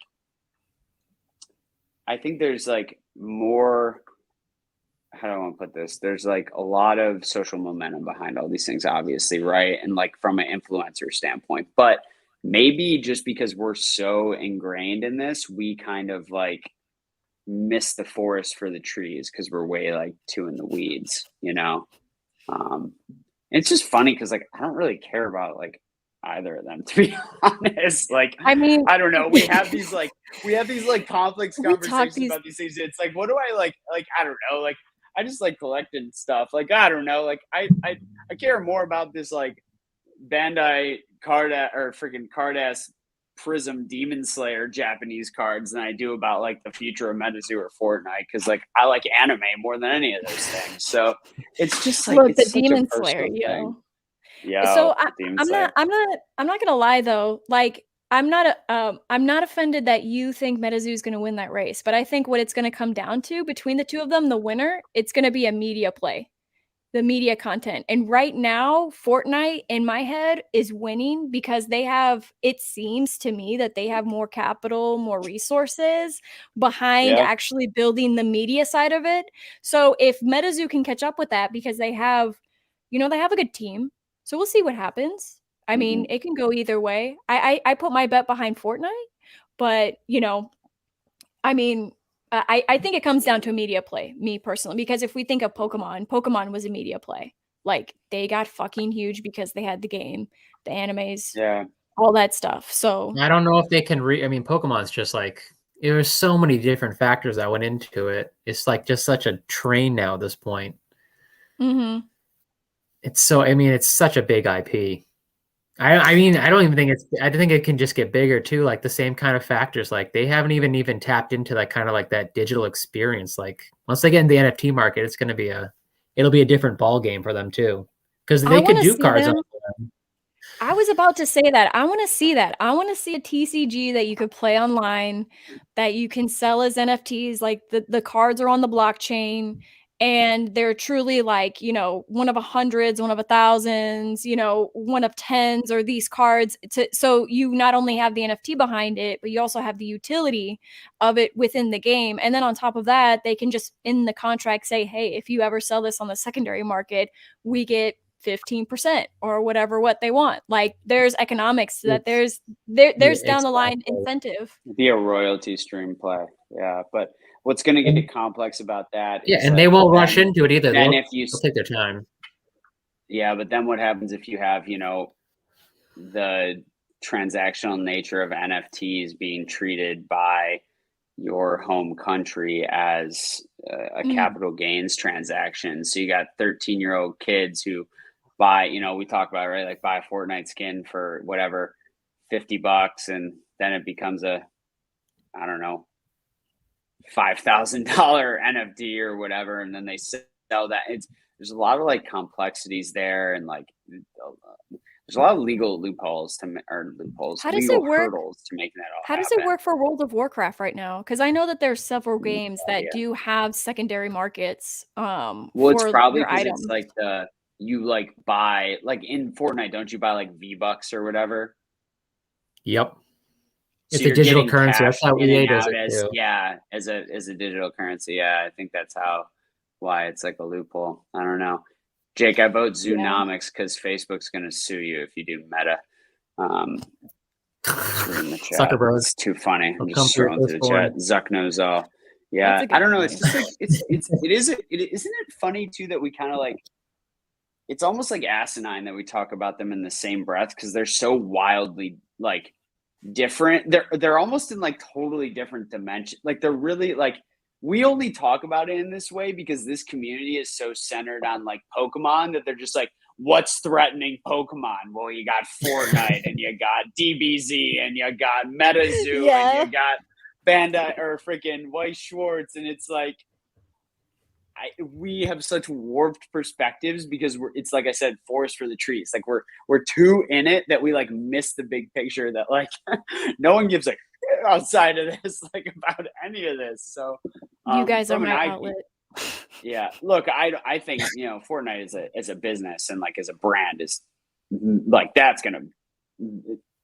it's like apples and freaking rocks. Like it's not even on the same plane. But just from a cards standpoint, it'll be kind of interesting to see what happens. I would love to see Fortnite establish some sort of playability or game link with their games or with their cards. It would make a lot of sense. We just have to see how the economics would work around that. And to your point, they should do a Topps partnership. That would be cool. I would agree with you on that. Topps isn't doing much right now, so Topps isn't Metazoo after 2023. Isn't Metazoo teaming up with one of those printers, like one of those they with did Topps already. or somebody? Yeah. I got some of those, and yeah, that's exactly right. Like the IP on Fortnite, I would never bet against. I'm just talking about whose cardboard's going to potentially win, and it'll probably still be Fortnite because there's just too many people who care. But well, and what's funny, what's funny is that Joel has a screenshot of Google Trends where he was like looking at like what regions people were searching for Metazoo, and it was literally at the time only California and the East Coast, like somewhere in New York, like that you're around your parts, Connor. Like those are the only two places that they were searching for Metazoo. So that was really interesting initially. Like obviously it doesn't look like that now, but at the time it was very regional from that. So I was just going to show some of the something. Yeah, no, I was just going to show just because like I don't know if people have probably like ever seen them, but these are like some of the cards that I like just from this. Like there's something about the so this was like a Halloween promo, and then these are some of the cards from. These are all the hollow ones, yeah. This is actually a reverse hollow. I like it better than the regular hollow. It's cool. And then this one I love because it's like Harry Potter. So it's really cool. And it's by the same artist who did my I'll take it off I don't want to take it off the wall, but it's that like Gickley print I have of the Evolutions, Chris Campman. He's one of their artists. So that's what it comes down for me. Awesome. Is like I just like it. And then like Wilderness that comes out next year, like I might hate it. I might never buy another Metazoo product again. But there was just something aesthetically pleasing about this to me that I was like, oh, that's fun. Like it's fall. Like it reminds me of like being a kid and like Halloween and like, the Peanuts Halloween. So like, it's just like that vibe for me, So, but it's like, I don't really care like who wins, or who survives. Because it doesn't really matter. It'll probably just end up being a weird oddity, but who knows? It's crazy right now. Crazy world we live in. Is there Lobster Boy? Oh man, Not yet. You know, there might be. There will be. There will be. There probably will be. There probably Mm. will be. I See, mean, and the then- UFO set will go crazy. People love freaking aliens. There's so So many is that people the who love next one? aliens.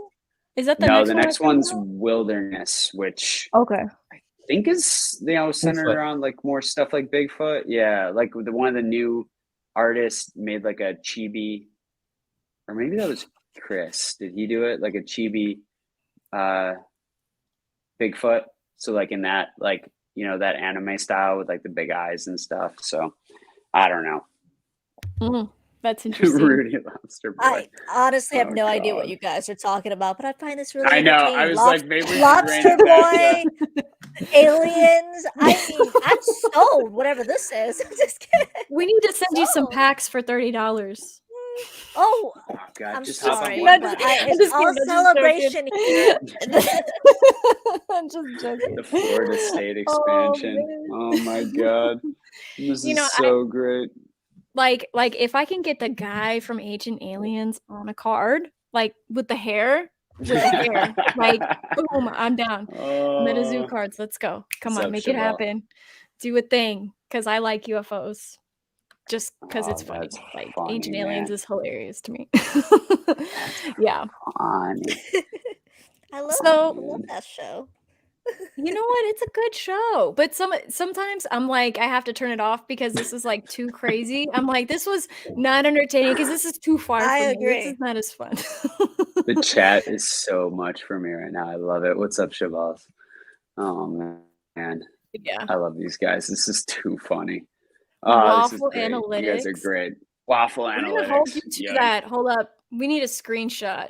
We need a screenshot. Hold you to it. Oh man. I'm just You not know- here for the ride. I'm here to buy. Come on, Mason. That's hilarious. Oh, Yeah. too funny. Pokegal's just So- over there hoarding her ultra premiums. What you don't see is to the right of her, there's probably like 50 cases of ultra premium collections. She's gonna drip them into the No. market. She's got cases. Cases on cases. Forget the 40 kids. spots, These are gonna $10 a spot. Yeah, no, I'm gonna wait till Christmas. $400. Come on, guys. I know. Thinking here. Let's go. Let's do a Hello? raffle. Are you gonna open it? Are you gonna open it, Pokegal, for real? For real? Are you gonna rip it? Probably. I've been opening a lot of packs, so probably. You've been opening Oh. packs and not going live. What the hell? What the Where I hell? live, that's probably not true. If you that's open what a you pack think and it- don't oh. record it, did it even happen? Is that like allowed? Yeah. Oh man. No. You know, Too it felt funny. crazy the other day because I was opening up a pack of that the Force of Will Ghost in the Shell. Like I opened up a pack and I felt really weird because I didn't go live. And I'm like, wait, hold up, time out. Wait, I didn't make I a can just reel. do this. It's like really weird. It's like Oh, super weird God. how far the pendulum has swung, my friends. Oh God, How seriously. I felt far the the same way when I was pendulum has opening up that swung. magic set. Honestly, dude. So like I know you like the Metazoo in the fall and like the Halloween, and it's kind of got you feeling away, but you might like Innistrad, because Innistrad is like Probably. real like werewolves and vampires and fighting and that kind of business. You might, if you see it at Target. You know, I really didn't like Twilight, so I'm not sure if that's gonna be my You seem like a really good I Twilight would kind of guy, not- though. I do not endorse sparkling vampires. These are real looking ones. Like you talk about like Oh man, that's funny. I'm offended right now. I'm offended. I'm offended. I'm kidding. I'm not. That's so funny. Yeah. Well, I mean, so we've been seeing a lot of interesting things in the market, and I mean, you know, we've touched on a lot of stuff. Are there weird, fishy things that we've been seeing? Have we been seeing weird, fishy things that we need to talk about? Let me know, guys. I've been out of the loop. Let me know. There's a lot Well, of base Generations set. pack. Try that. A lot of base What was- set PSA Yeah. 5s if you want those.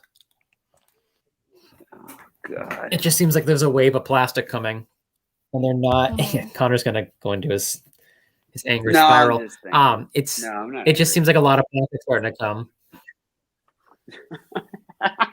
Sorry. because I think Would. stuff's Hefe finally starting to says- come back. And This chat's too much. Yeah. Hefe goes, Pokegal told us she was going to the store to buy milk and never came back.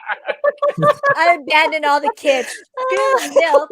Oh, so Oh, true. Oh, the cat's Meowth actually shared some really good news. I want to share with you guys too. She Yeah. recently got a PSA 10 Crystal Charizard.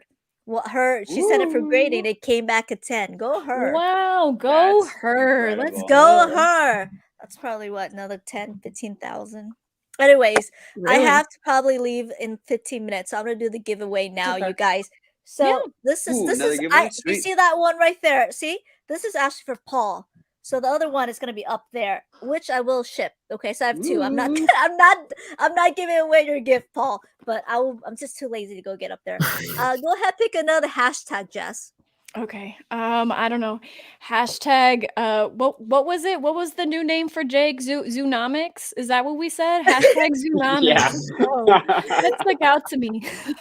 Okay, Oh, type it that's down because that's hard funny. to spell. I don't even know how to spell All right. that. I will Alright, do you that. guys.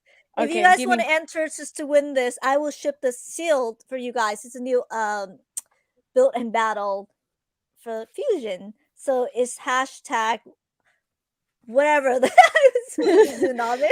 Zoonomics. If- No one's If gonna be you able to guys spell want- that. We're I gonna know, get 3 entries. double check Okay, what okay. you guys spell it. See. Okay, guys, look at the. Is that how you did it, Jake? I think that's how you did it. I'm Is just that- is gonna- No, you spelled it wrong. No, that can't be it. No, go back. Just do hashtag zoo. Just do hashtag zoo. It's never gonna work. Yeah. Oh, All right, Lord. hashtag Zoo, you apologize. guys. I will ship this apologize, guys. anywhere to you Oh. guys. Let's Hashtag go. zoo. We Hashtag Zoo. changed it. Let's get like Hashtag Zoo. let's get like 30 entries. Let's go. There's so Funny. many people. Just in this. hashtag That's Zoo, and funny I'll as ship it to hell. you guys. Dude, over sad Zoonomics anymore. Just look That's at the so screen what I funny. got going on. Hashtag Zoo, you guys. Jake is disqualified. I'm just kidding, Jake. It's been really great, you guys. Thank you so much for inviting me. I apologize that I went for milk and never came back. And Man, yo, Hefe got the jokes. He got I the know. jokes. I really miss you guys. I have not forgotten about you guys or Pokemon. I wish Spiders was here because I have this little thing. Much love, homie. I will be back, you guys. I just need to work on. I work a lot. So, welcome I'm back. about to be in the I same promise I will situation. be back. I work a lot. And you guys know that collectibles is secondary to my life. Okay, probably third because I have my pets. Second. What? Your cats. I know.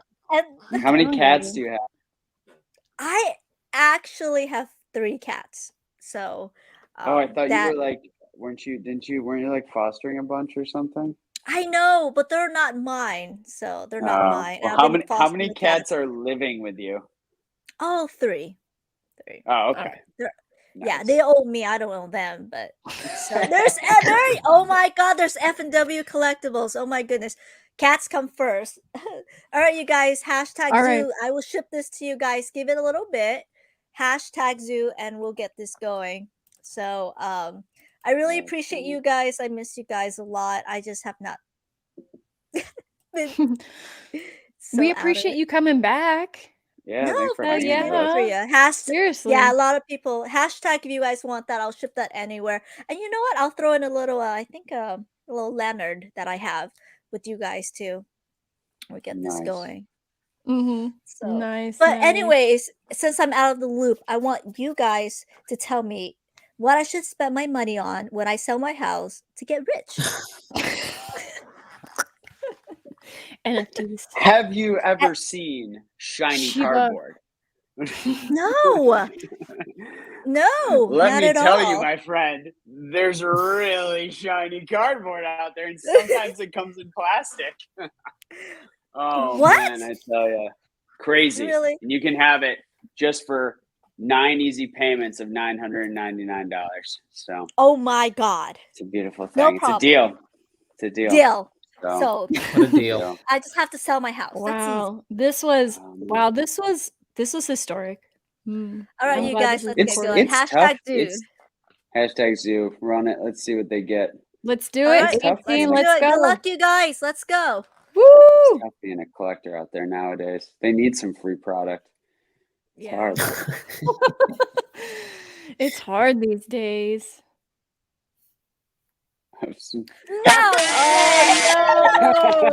You deserve that with the jokes today. You deserve that. Let's go, dude. Oh my god. Oh, That was Oh funny. awesome. my god. Good job. He never That's wins. too He never funny. wins. But I know where we're actually Facebook friends, so I actually know where he lives. And he actually said Oh, it. that's Yo, creepy. That's not creepy. exactly. All right, you That's guys, I'm gonna funny. get going. I actually foster some cats, so they're actually waiting for me. So See you, Poker Gal. all right, you Aw. guys. Good It luck. was Bye. good Thank seeing you, you. girl. Come All back. right, you Stay back. guys. I'll be back. I promise you guys. All right. Bye. Bye. Guaranteed. Guaranteed. My clippers still suck, but you know what? They don't have. No shooters. Aw. Oh God. Bye, guys. Bye. See you, Poker Gal. Bye. Oh, that's man. awesome. That's funny. That's So- funny. I'm open to staying on longer, guys, if you want to. Yeah, I got a bit. Yeah. Yeah, I got a bit. I make my own schedule, so yeah. Man, You that's true. do have your I'm own just in the schedule. weirdest situation because like transitioning out of one job into the other, it's like I'm working two jobs, but I'm not really fully working either of them. It's actually When a do you total start the new It's one? a total cluster F. The 20th Well, of no, I guess you December. like when do you? Oh, okay, officially like 100%. Yeah, in so I have like a December. month left at my new job, and then it's like the 15th of December, and then the 20th of December I start my new gig. So, but it's like I'm doing work every day with them. So it's Yeah. I'm just basically working two jobs at once. It's fine. So it's fun. Yeah, there's nothing wrong with Um, that. There's nothing wrong but with it's that. worth There's it. It's nothing too worth it. crazy going on. But I Yeah. kind of feel like I know Swami's in here. He's taking a step back. Like real life is like there's a lot more going on, a lot of travel, a lot of that, and like I want to still continue producing as much like content as I can, but I'll certainly have to take like some steps back, which is why it's like go figure. I just get like approved on Whatnot, like if I want to stream on that. Like I don't know, like it. When will you start I'm doing very that if you conflicted decide? about that. Yeah, you I have understand. So I Let's have talk I have about like a call tomorrow, or it's like a group Zoom or whatever onboarding, right? And then within 2 weeks you have to do your first stream. So I figured that I would, because most people still don't have their hands on this. I figured doing this on Whatnot would be fun. Oh, that would be so much fun. It's Yep, I cool. would Like do it's that. just like it's just better than English. Like I'm sorry, go like It just is. in my opinion. Like the cards are I have them somewhere. Oh yeah, like here's the like I don't know. Like here's the Pikachu. It's awesome. Love it. The stamp So looks cool. better. It's just so Mhm. clean. It's sweet. Isn't the card quality better too? I would say yes. I also like how they did how the borders are different than English. Like they're more silvery and shiny. Like the cards are just I like that too. outstanding. The cards are outstanding quality. Like it's been super fun. I've only opened one box, and I pretty much got everything I wanted. So that was awesome. Yeah, which is That's nice. That's was what makes still- it so much like more approachable than English, right? Because like English celebrations, it's such a cluster F to figure out which product you're going to get. Although it's super fun and there's products for everyone, it's just like it was this weird thing where it was like, at least with Japan, you do like, hey, there's a booster box, you can go get it. You might overpay, you might get market, you might whatever, but I don't know. I mean, I'm blessed to have the link in Japan, so that's cool. You know, it makes it easier for me. But I completely agree. I'm still super blown away at the tins that I opened. Literally, I've not opened a single ETB, and the tins was like already hitting. I was like, "What the fuck is going on here?" And usually, So- like historically, I've never had good luck with tins because I don't know. I think for some reason I feel like because you get a promo, they're just like they put the dud packs in there, you know. So that's the one thing you can't hit on is a tin. Yep, I lose. I don't hit. It sucks. That's why I keep them sealed behind this computer. So it's just, yeah. What have you guys been picking up lately? Jess, you've been opening some Magic. James, what have you been looking at? So I've just been looking at cards, a lot of E series, but I'm not buying anything until December comes, just because that's when there's going to be more deals, I think. So and everything. I mean, it's hard to not. You're sticking it's to your hard to guns, not buy. Yeah, it's hard to not buy things right now because everything is cheaper than it was in April. But I have to remember that there's a reason why everything is cheaper now than it was in April. Yeah. So I mean, it's just like it's kind of like waiting too, right?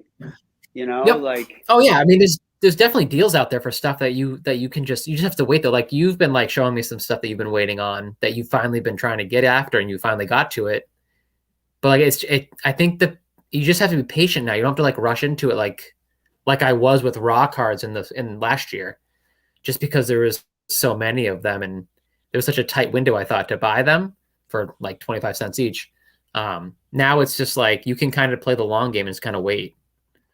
Especially with CGC, like the discount is ridiculous. Yeah, I think as a collector, that's a good option. I do. Like I'm not going to take the risk of buying a CGC slab to crack and resubmit to PSA, but I'll like buy one for my personal collection that's objectively a really nice card that I think's like an okay value and sell my PSA card. Like I'm okay with that, especially if the card's better in CGC. Like I don't know, it just like for me, like because there isn't this extreme level of like need for like banking on store value in this stuff. Because at the end of the day, probably most of the stuff, especially in the like lower tier of the market, there's just a lot of downside risk there, right? So it's like, yeah, if I'm buying a $50 slab or $100 slab or $250 slab in CGC and it's double that in PSA, even though I can sell the PSA one and keep that, I might still get cut in half from here on that slab just because of how the market is. But that's what makes it so hard as like a collector right now in certain areas, like depending what caliber of card you're buying, right? So I wanted to point out one thing, Mason, if you're still here, these are the play, guys, for Japanese, okay? This is the bang for the buck product for Japanese, all right? Keeping it sealed or ripping? Special sets. I have a bunch of these, so I'm definitely opening some. These come with 4 of the booster packs from the booster box, a Chansey coin that's like a miniature one. It's actually really cool. I like it a lot. It's upside down. It's neato. Kind of has those like old school Chansey coin vibes from like the original theme decks, which I thought was a cool touch. Well, it's the same as like the old school ones. Pack. Yeah, but they're smaller. Yeah. Oh, and then it comes with one of the promo packs. So this is the perfect product. And I told my guy in Japan, I'm like, you need to load up on these because once people figure out how this game works, they're either going to want to buy a bundle that's a promo pack plus a booster box, or they're going to want to buy this because this is the best thing. Like I opened this yesterday. I opened one of these. I got the Gold Mew out of the regular packs, and I got the Dark Gyarados Classic Collection card. How much are those going for right now? I think on eBay, I think they're like 40-ish. I got them for not bad, like half that. Even with shipping from Japan? If you buy enough, they'll do free shipping on some of these.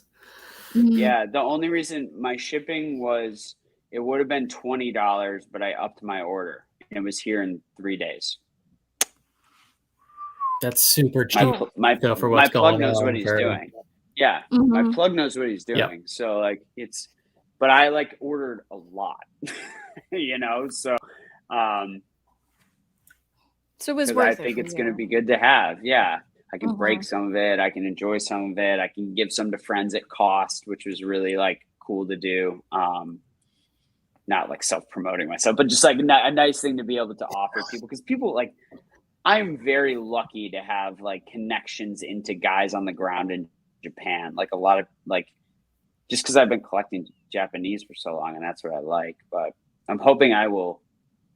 Yeah, Cheval, that's, I would say, accurate. 40 is a lot for one of those, but they're very cool and they look really cool. I actually ordered it. This is dumb. I'm going to end up buying a custom case for this. That's going to cost more than what this thing cost me, just to keep one from getting dinged up. But they do a good job. I wonder, they made me custom cases, and I got one for MHA and they missized it.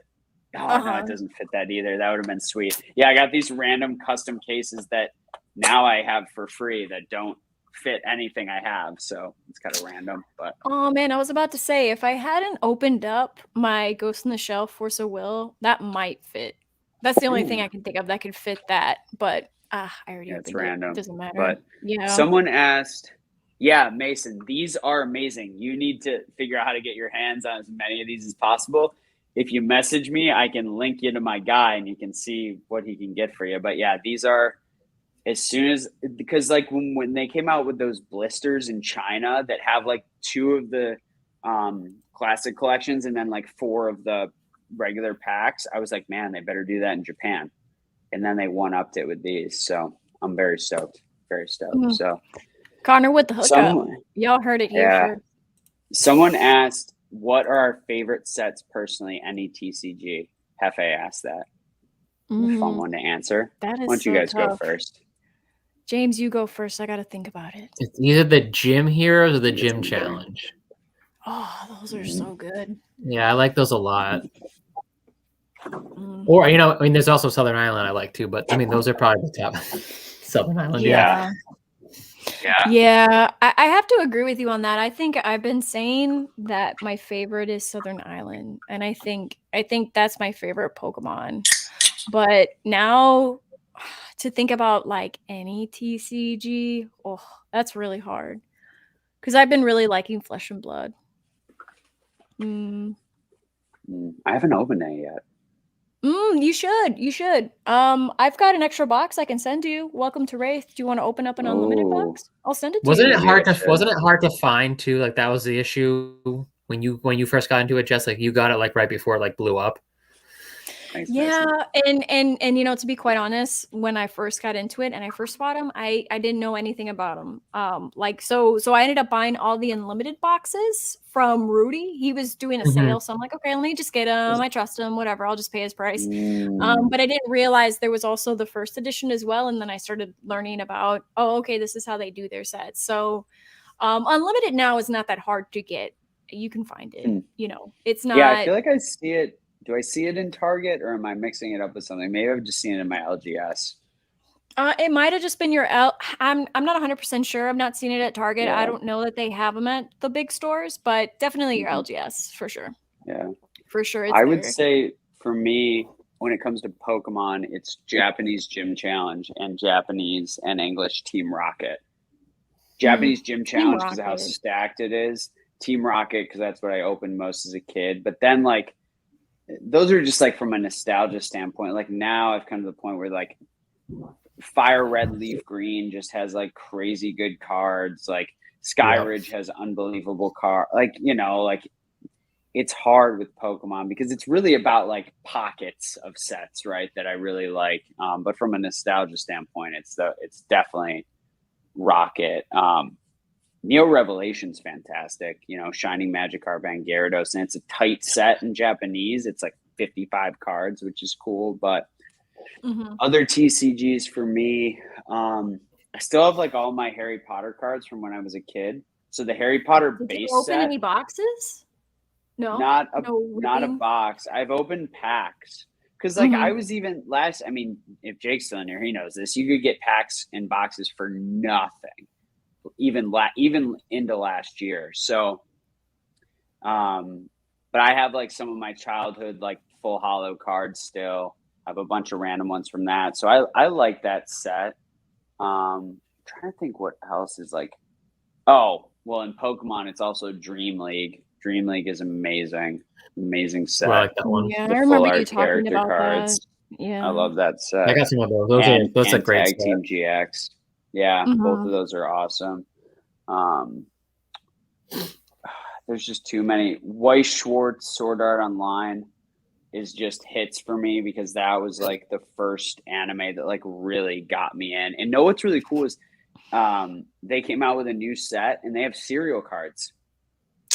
They have out of 10s. Oh, really? Yeah, they numbered the SPs, which is wow, really cool. interesting.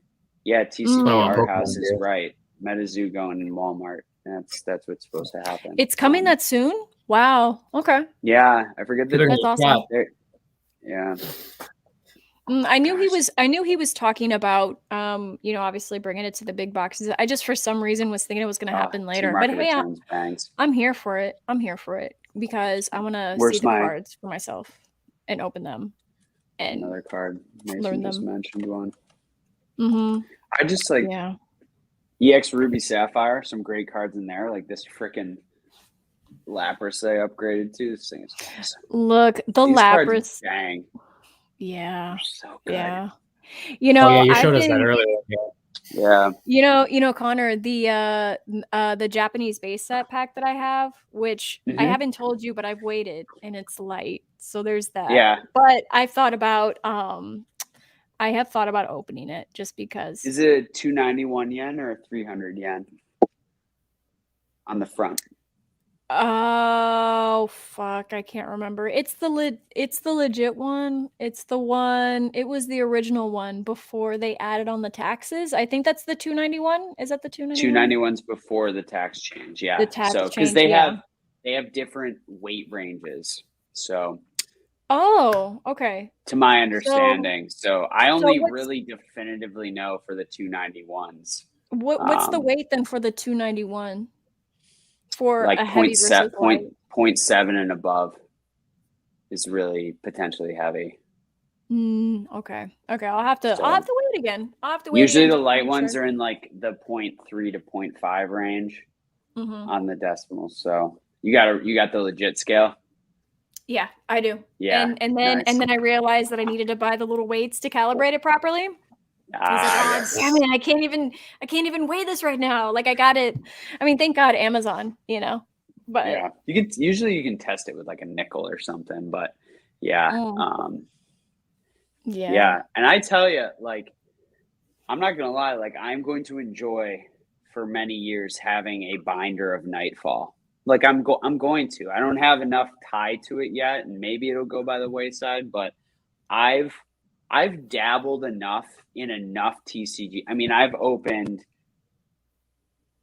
I don't even know where to begin, but a lot of different TCGs over my life, and there's some that just certain sets of things have stuck with me. Certain, the way certain like Seven Deadly Sins, great set of Weiss Schwartz, and that's largely because I like that anime. Same with SAO, and that's what I think is so cool about collecting. It goes back to what we were talking about earlier. Is like you don't have to be pigeonholed into being a whatever collector. Like I should probably be looking for some cool like vintage like Peanuts cards because those I actually have some that are like trading cards, poker cards. I should grade them and then sell them for astronomical amounts of money, just like those Japanese poker cards. You know what?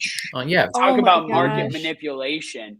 Are you kidding me with these things? People are buying poker cards, like playing cards, 52 card decks plus your jokers from freaking Japan for $0. And then they're opening it, they're grading all of them, and they're selling them for hundreds and thousands of dollars. People are nuts. People are nuts that are buying those. Those populations are going to be hilarious.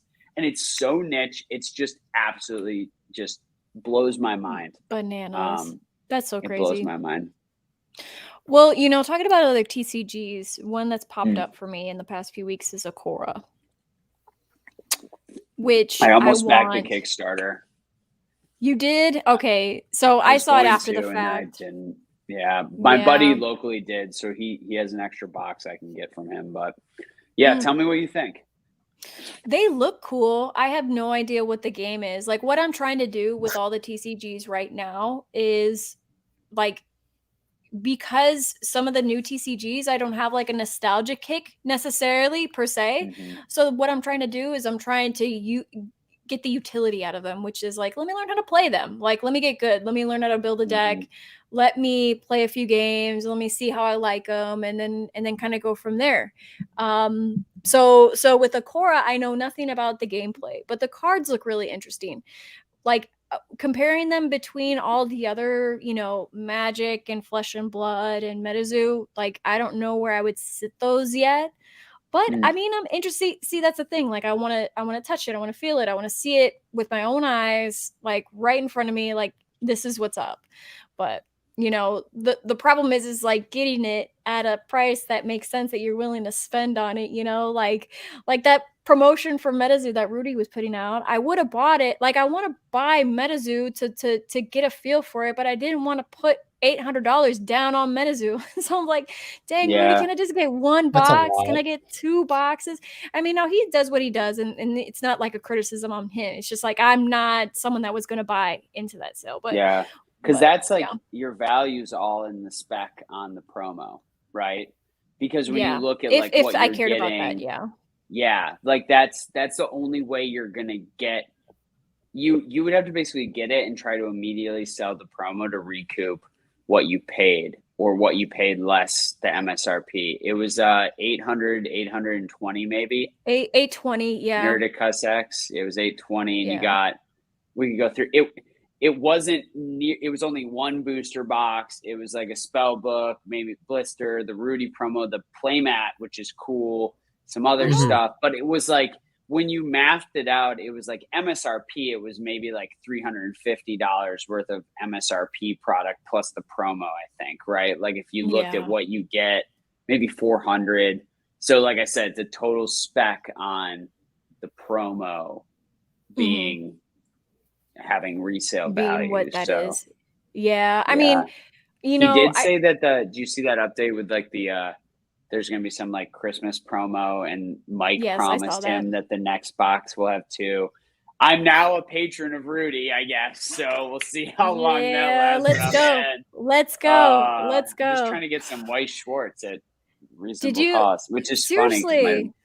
I'm waiting for something to come out for him. Yeah, I was surprised he didn't get any SAO yet. Yeah, I know. Yeah. Because I would pick up some SAO. Did you see that he put out another update saying that he had banned several people again? Yeah. Because they had put out, like, they didn't get the items quick enough or something. Like, they didn't ship quickly enough. I just think that's ridiculous. Yeah, I thought that was so strange. He said something like 7 people he ended up banning because they signed up, bought the kit, the Metazoo promo kit, and then bounced. That's probably how I got in, because there was only one spot left in the Patreon. And it's so funny, because the only reason I thought of it was because, like, 2 weeks ago, he said in a video, like, that he wasn't opening more Patreon spots, and that, but sometimes he literally said sometimes people sneak in at the end of the month when people drop out. And I just checked it randomly. Like, I don't know what compelled me to do it, but I mean, we'll see if it works for me, or if it's worthwhile. I don't know. I have a lot of good connections for a lot of products, so no harm, no foul. Did you get the 15 or the 10? Yeah, 15. The 15. Okay, yeah, that's what I've been at.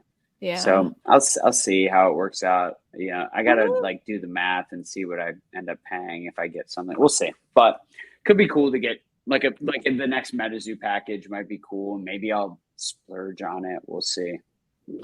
Yeah, I wish you would have told me that you were kind of eyeing that, because there's a few other people that I'm like, oh, hey, by the way, he got rid of some people, go in.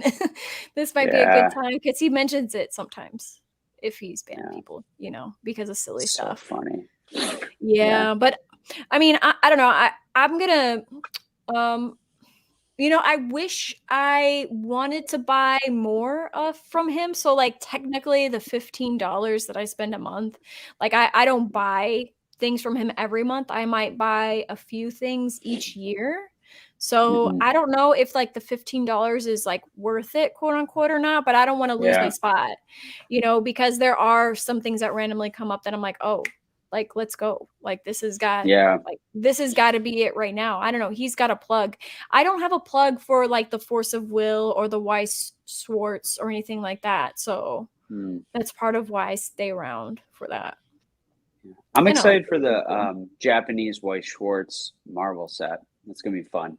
I think that's gonna be cool. I like Marvel. I'm not like crazy into Marvel, Where's but Pancake? that's a cool. I know, right? He's gonna crucify me, but that's a cool like overlap for me. So we'll see. When does it come out, do you know? Like Christmas. Oh, okay. He hasn't said anything.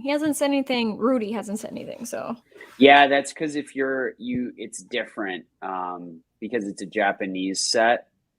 You don't get it through the normal distribution channels that English Weiss Schwartz does. So like, for example, the LGS, one of the LGSs in my town actually distributes a lot of Weiss Schwartz to other LGSs in the country.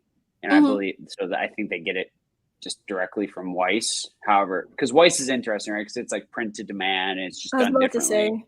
But with Japanese product, he was like, I can take your name down and then like I'll tell you if I can get it for you, but it would have to be like a pallet. Like I'd have to do like cases and split them with people to make it worth it, because it would just be more like his connections in Japan, I think. So I just went on Amazon Japan and bought a couple instead. Oh, really? So wait, not pre-order, you just bought them? Well, they're pre-ordered, but pre-order. Yeah. Okay. Yeah. That might be the better way to do it. Because that's the thing. Because Rudy this past Friday was selling Innistrad boxes, the new Magic set. And like, obviously, like I've been really into that set right now. Like, I don't even have that many cards yet, but like the story is really interesting. That's been really fascinating. I've been really exploring it. And I wanted to buy some boxes, but you had to buy, I think, a case. And so it was like $600 and something. I'm like, I want it. I like it, but I don't want to spend like $600 for how much it was, on that. I just want to buy like one or two, boxes. So, I think you might just have to once in a while, like bite the bullet and play the churn game where then you like resell some of it. Right.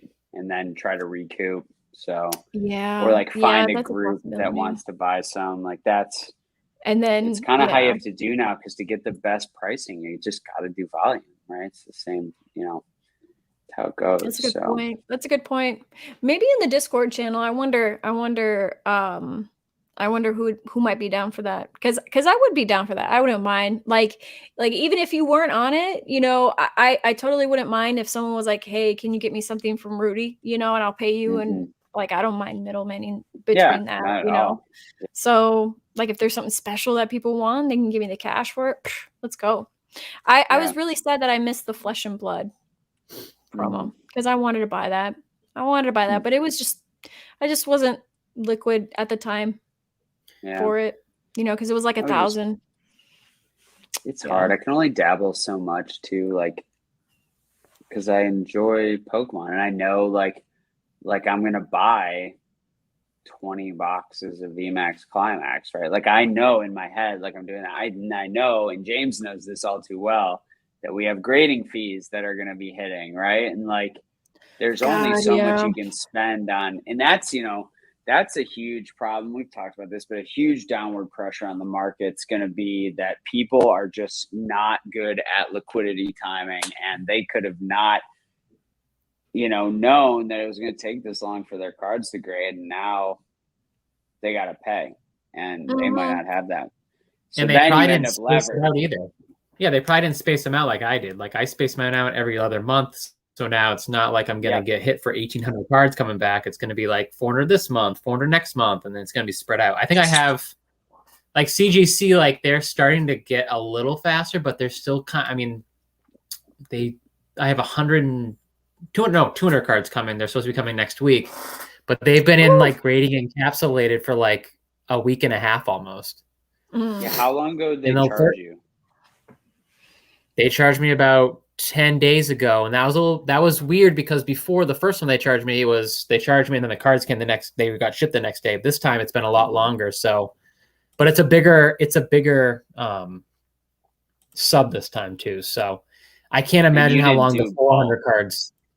I did do bulk on these ones. Oh, on these ones? Nice. Yeah, I've got one bulk that's got 560 in it, and I can't imagine how long it's going to take for them to grade like 560 cards. So I mean, I think it varies too, but I'm intrigued to see how the holidays are going to impact turnaround times on these cards too, because I assume they're going to give their people a break. Yeah, I mean, I hope they give their people a break because they've just been. My understanding that it's miserable there. Okay. Yeah. Tell me more. It's hard. I mean, I can't imagine like constantly grading cards every day, 5 days a week. Yeah, I have a friend of a friend who works at CGC and said CGC or PSA. I forget which one it is. Doesn't matter because it's going to be basically the same, right? And they're like, yeah, we're just working 12-hour days, 10, 12-hour shifts and just nonstop. So as a grader, not necessarily. As a grader. Yeah. Okay. Yeah. And it's great. You know what's interesting is I noticed today, PSA hauled ass on quarterly specials. Like a month ago, they were in October, and now they're in January. And I found that super interesting because like the January numbers haven't moved like since they cussed January, they're still at like 3% of January, which makes sense, right? Because like they got 1 million cards in Q1. If 1 million Pokemon cards, not to mention everything else, right? At PSA. Yeah. So I can imagine it's going to take them a while to try to get through that part of the backlog. But that was interesting with the quarterly special thing. So I don't know how mixed that is, what percentage there. But the fact that they want to do whatever it is, 40,000 a day or whatever, is just absolutely nuts. So, I mean, that's crazy. How does the market absorb all this? Like, what happens? Like, whether it's sports or Magic or Pokemon or Metazoo, like it's kind of a mind-boggling number to it. And like there has to be this like significant transition of people just like everyone collecting slabs. And I don't like we've talked about this. Like I don't know if that's gonna like if kids are gonna start collecting slabs. Like I want to think that's a possibility, right? Versus like binder sets, but like how are parents going to afford that for their kids? Like it's crazy to think about. Now if we end up with $7 slabs, I guess it's better than I was going to say it's got to be real cheap. I think it's going to be weird. It's going to be just get them some GMA. Well, modern could get that cheap, or base set could get that cheap. I think at this point there's just so many out there. Like that's what they're grading the most of is base. And then wasn't that report having like sets that were like they had one of those Charizards. They graded like 10,000 of them. Yeah, where's Mason? Yeah, Mason was joking about that in his video. He did a cool video covering the pop growth. He had a cool, I just think like first editions like sweet. First edition's like its own. Like it's just like different areas. Like first edition is just like its own separate thing that's outside of base compared to like modern. And I think people forget that too.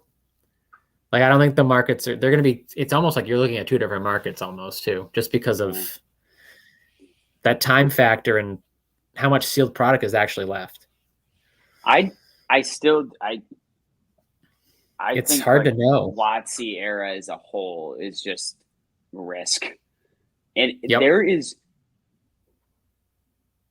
what's crazy. Okay. And I know this is going to sound crazy coming from me.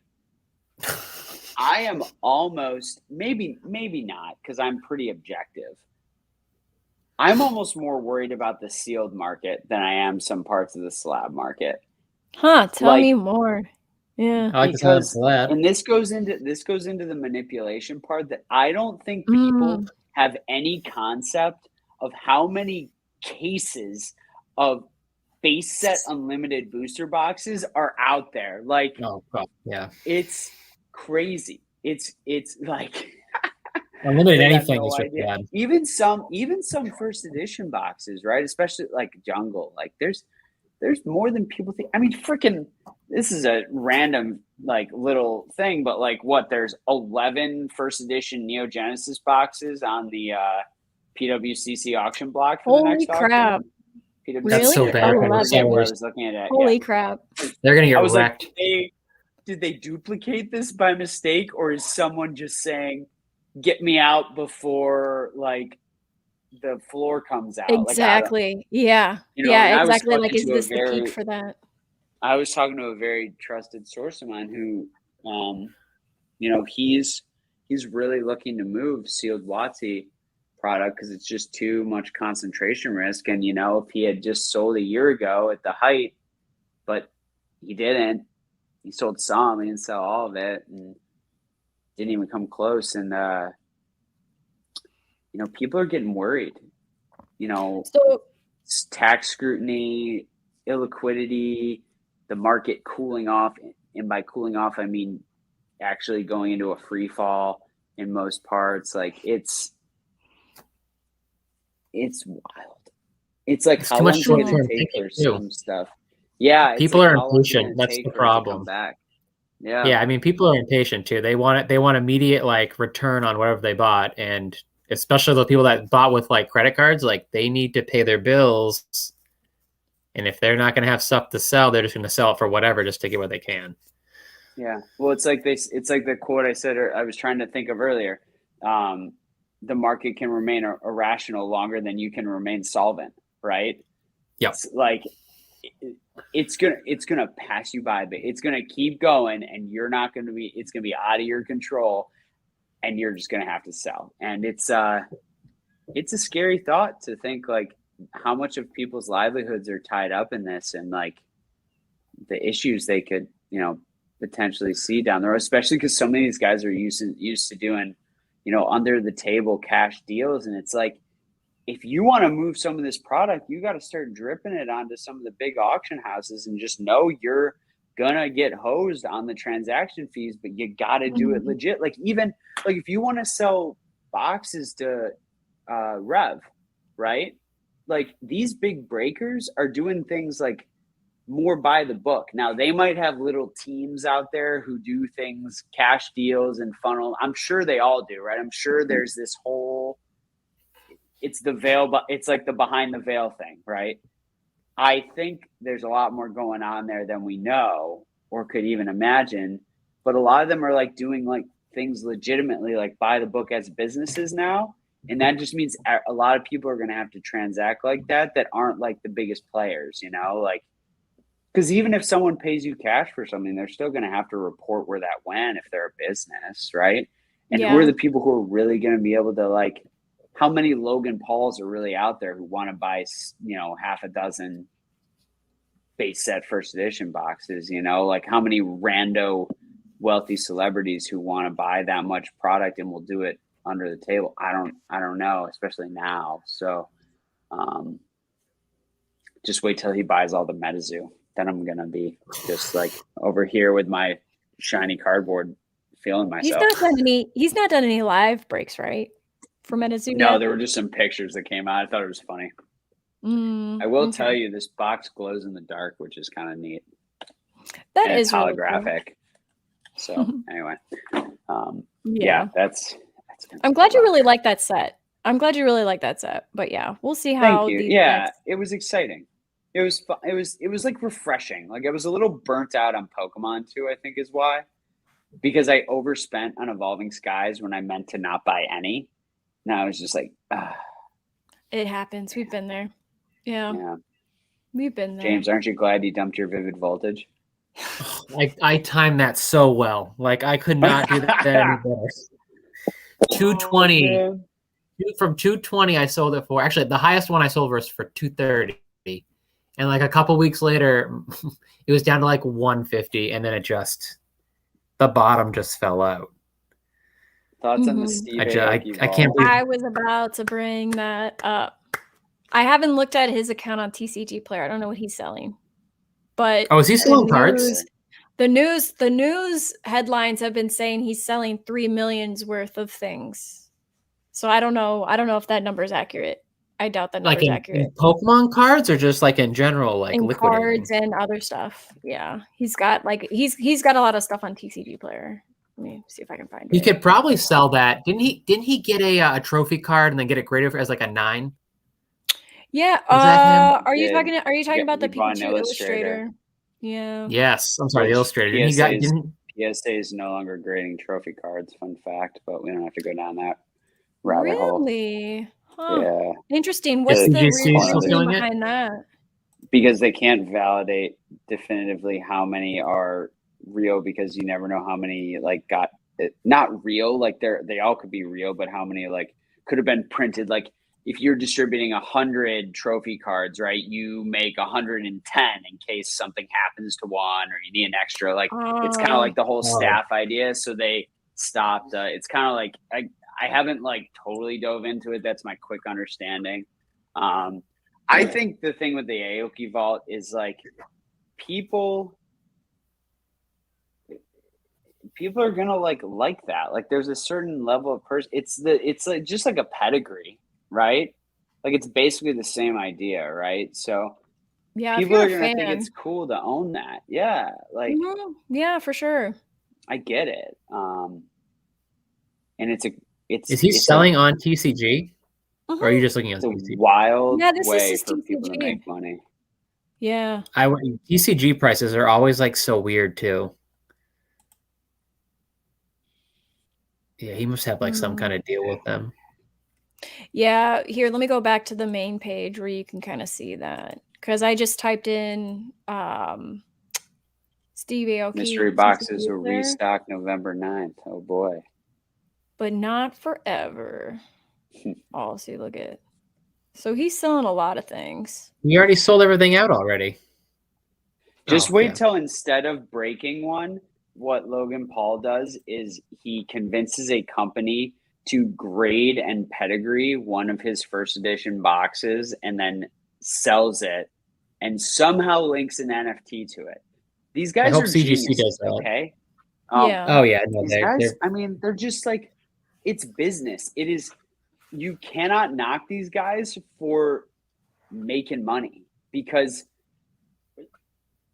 why not? Like it's people like will buy barrel. Mm-hmm.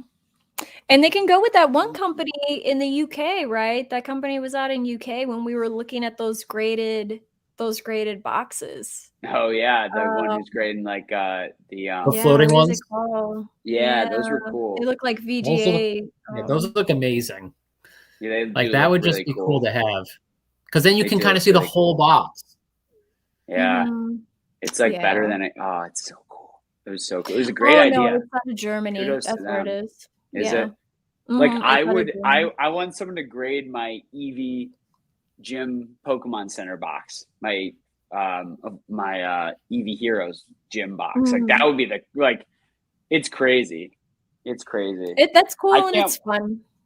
What's been going on with the VHS grading market? Is it just become ridiculous, or did it totally crash and burn? I haven't been paying attention to it too much. I think Sean from Reserved Investments did something on VHS, but I can't remember what it was. He's doing a Metazoo video. I can't wait for him to just it's gonna be so funny. Oh man, it's so funny because I just don't care. I just don't care. Like it's like it's again, it goes to that thing of like, just because you like one set of something doesn't mean you're like that person. Like I just hope Pokemon doesn't screw themselves up. But I will tell you, I am pretty pumped for the Topps Metazoo, and please Pokemon, please, whoever's listening, Zuck, my CIA agent, tell Pokemon that I just want you to do another collab with Topps. I want you to make some numbered cards. I want you to bring back some anime cards. Like, can we get some like classic trainers? Yeah, in vending there? Can series. we get some Imagine if they do like that live action show, and then they do cards for the live action show. and then like hybrid them with like the old anime, like a then and now. Like imagine if it was like the original anime, but they did it live action and they did a card set that was like both together. That's what Force of Will did with the Ghost in the Shell set when it came out in 2020. Yeah, for that new the Netflix version show, which was good. I liked it. I really enjoyed it. But that's exactly where those cards came from. So they can do that. They can make it happen. Like, let's go. Let's see it. Let's see, what's up. I want yeah, it. I'm here for it.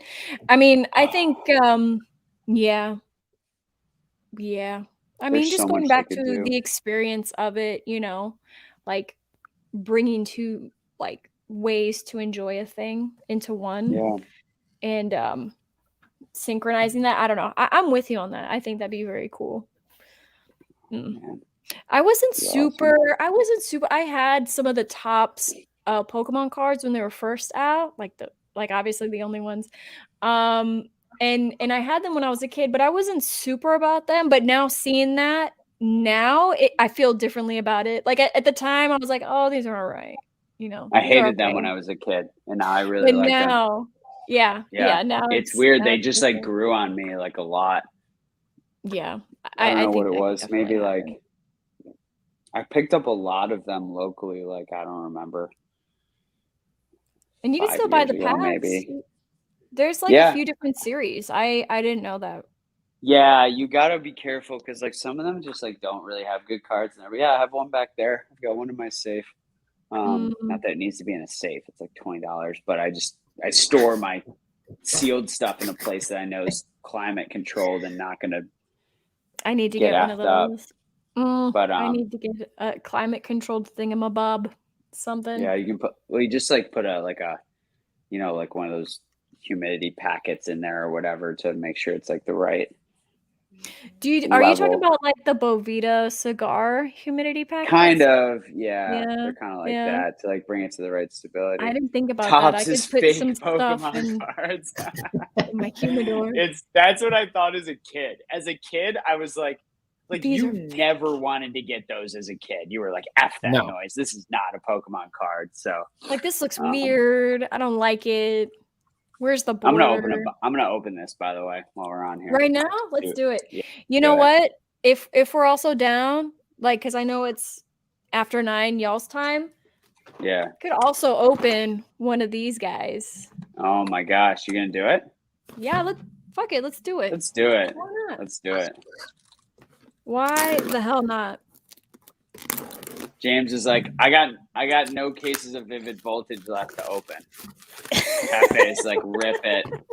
I got 2,000 raw cards I could show you. That's about it, though. I am super impressed with the packaging. I know it's silly because it's just the packaging, but I like the packaging of Celebrations. Yeah. I gotta get scissors only because that's the only way to open the promo packs without like destroying them. The cards, yeah. I like revealing it. I'm going to build a Celebrations deck. I don't know what cards will be in it. I don't know what kind of deck I'm gonna run. Is Hitmonchan? Did Hitmonchan get a reprint in this set? I actually don't know. No, that makes me sad. I was gonna make a Hitmonchan deck. Here we go. This is the money maker. We're gonna see what we get out of that. But let's see it. Yeah, that ETB is sweet. You're gonna love it. There's so much cool shit in there. I was glad I opened one, even though, they're probably going to be one of the best sealed products to keep from this. But it's agree. There's people with cases, so ultra premium we're screwed. Too. Yeah. All right, guys. Flames in the chat. Let's see big what money, we get. big money, big money, big money. Oh, man. All right. Just doing a regular pack. I think I need Surfing Pikachu VMAX and Zamazenta V to have all the cards, but I'm also trying to get all the reverse prism cards, like the ones that have the different hollow pattern. So let's see what we get. Oh geez, this is why I don't cut packs because it's a pain in the ass. I love the hollow energies too. They're sweet. So that honestly, it does look really cool. We got Lugia. Nice. We got Groudon, Magma Aqua, All right. Palkia, Dialga, I always forget. And we got two. Oh, this is the Prism one. Sweet. Can you see that? Yeah, it looks really good. Got the different background. Those are cool. So that's what I'm trying to do. I want to get a set of each of them. So I remember, that guy like PCG Radio or whatever the heck he is. Yeah. He thought they were super rare for some reason, and then it definitely turned out they were not. So I thought that was funny. People at first thought they were going to be. Yo, he is great. He's funny. I love his voice. It's great. He comes with the news so quick, and I trust him as a source because he's proven to be very reliable. But sometimes I'm like, where the hell is he? He gets information so quickly. Like, damn. All right. Darkness. All right. I've got some cards. Oh, let's take a look. Oh yeah. Got Mew. Yo. That one. What do you think?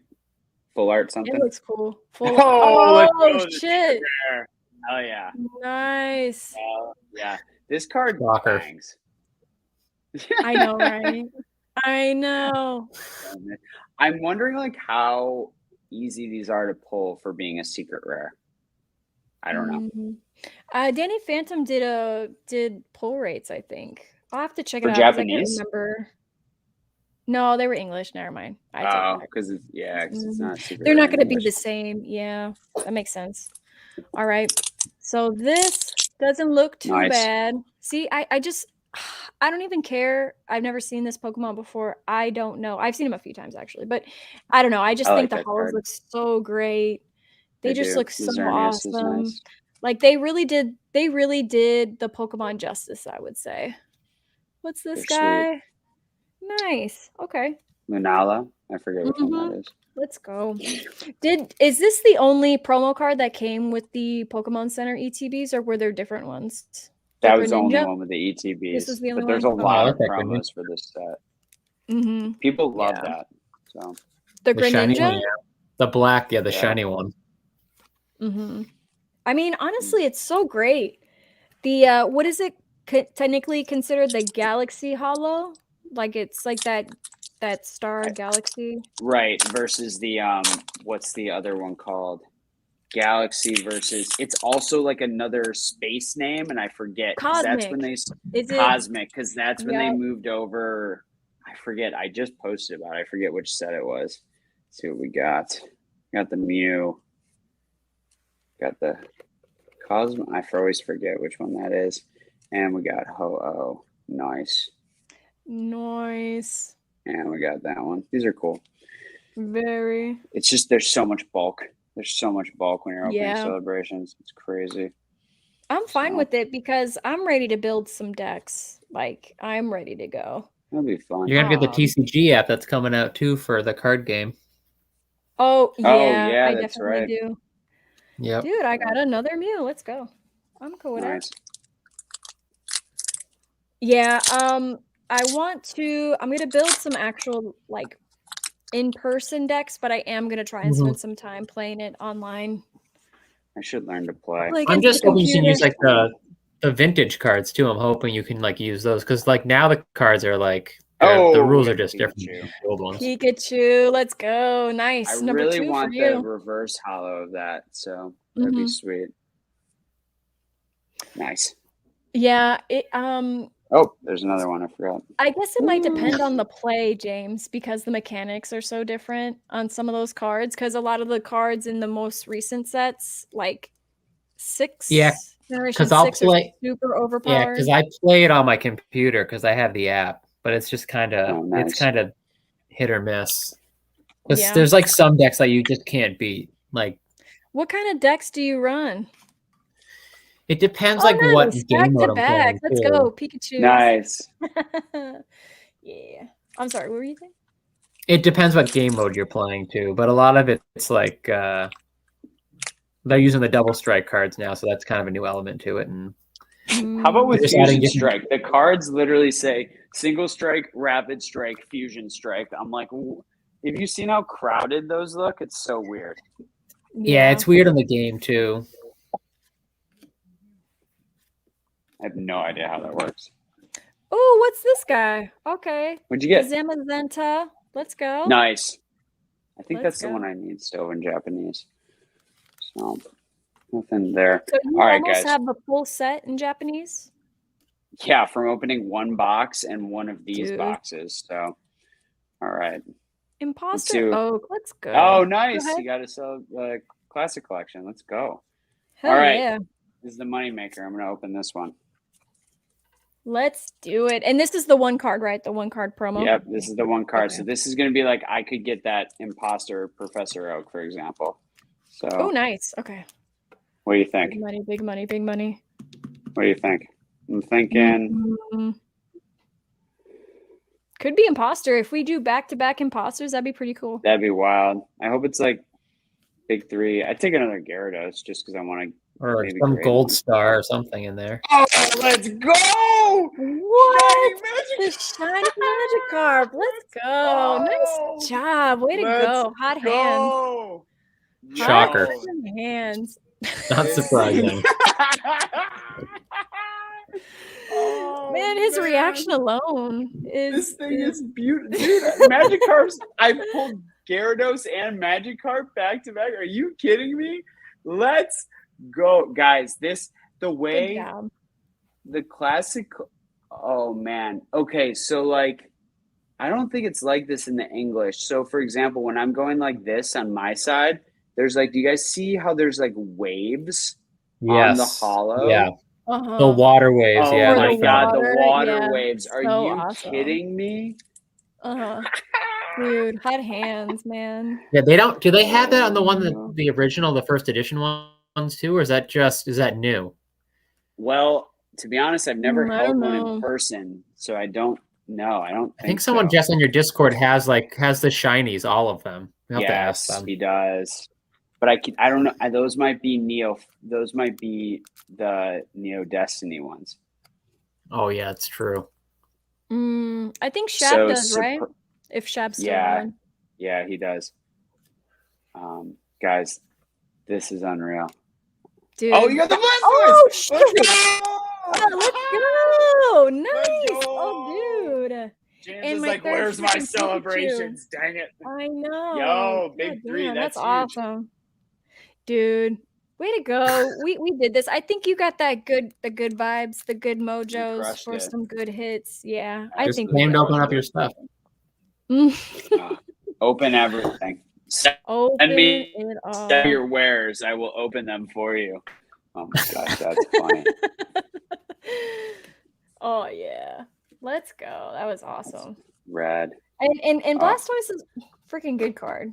That's a great obviously card. Everyone wants the Zard, but like Blastoise. I didn't pull the Zard in English. Didn't happen for me.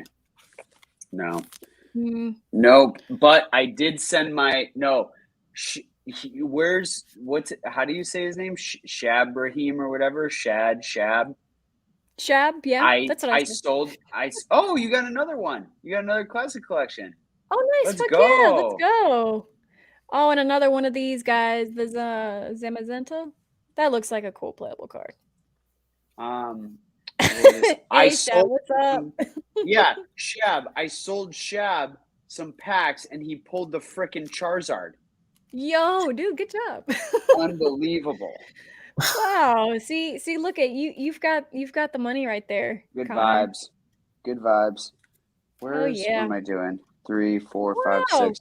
Which one did you say that you needed, Connor? It was the English, right? You needed the English, Japanese. The Japanese Flying Pikachu. So I opened one. So on English, the only thing I need is Gold Mew because I sold it for $75, and then now last time I checked, they went to 40, and I'm pretty sure they're going to go to 2. So I'm just going to wait on that. Yeah. I love that card. I love that card so much. The break in the third, the break in the wall thing. And then in Japanese, I just need Zamazenta, I think. I always get Zacian and Zamazenta mixed up. And then I need Surfing VMAX. I have Flying VMAX. Surfy. Oh, you got the birthday Pikachu! Yo, how the hell? I don't even know. I'm not even. And then a Flying Pikachu after that. Flying Let's Pikachu. go. Wow, what is this? Yo, birthday Your is reactions. that's one of my favorite cards like, ever. You guys want to see a sneak peek? Yeah, let's do it. Oh boy. I'm gonna do a good post on my birthday, but I got stacks over here. Oh no! Oh god! I just spilled stuff everywhere, and by that I mean I spilled Metazoo cards everywhere. Metazoo. Anyway, Metazoo. here's the OG. Oh, nice! Hell There's yeah! yours. Let's go! Yeah, This is great. This is great. Oh, That was no. definitely a Pika pack. Hell yeah! I cannot believe you just That was pulled good. That's awesome. Yeah, that was awesome. So okay, those are all the celebrations packs, and I mean, yeah, that was good. How many of these? How many Look did you at just how many open? Pikachus. All of them from the Okay. ETB. Well, the celebrations packs, not the other ones. But look at this. Yeah, 3 of these guys. What the hell? That's crazy. sick. I know. I That's could literally have a binder page or two full of those. Like Mhm. I think you see the Oddish and the Caterpie and the freaking whatever else is in the top left that I forget what it is. So I'm over here. People listening to this in podcast form are going to be like, "What the f is going on with these people?"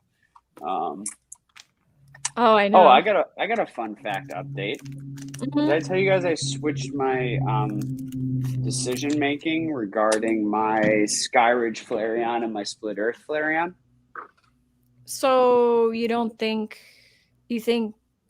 they're not going to grow? Really? No, I'm going to keep the Skyridge one. Uh-huh. And I'm going to sell the Split Earth one because the Split Earth one's the one I got at a deep discount on PWCC. Uh-huh. Yep. And I think the English one's the better card and the better value right now. So I might just try to sell the Split Earth one immediately and then see what happens. What do you think you'll sell that one for?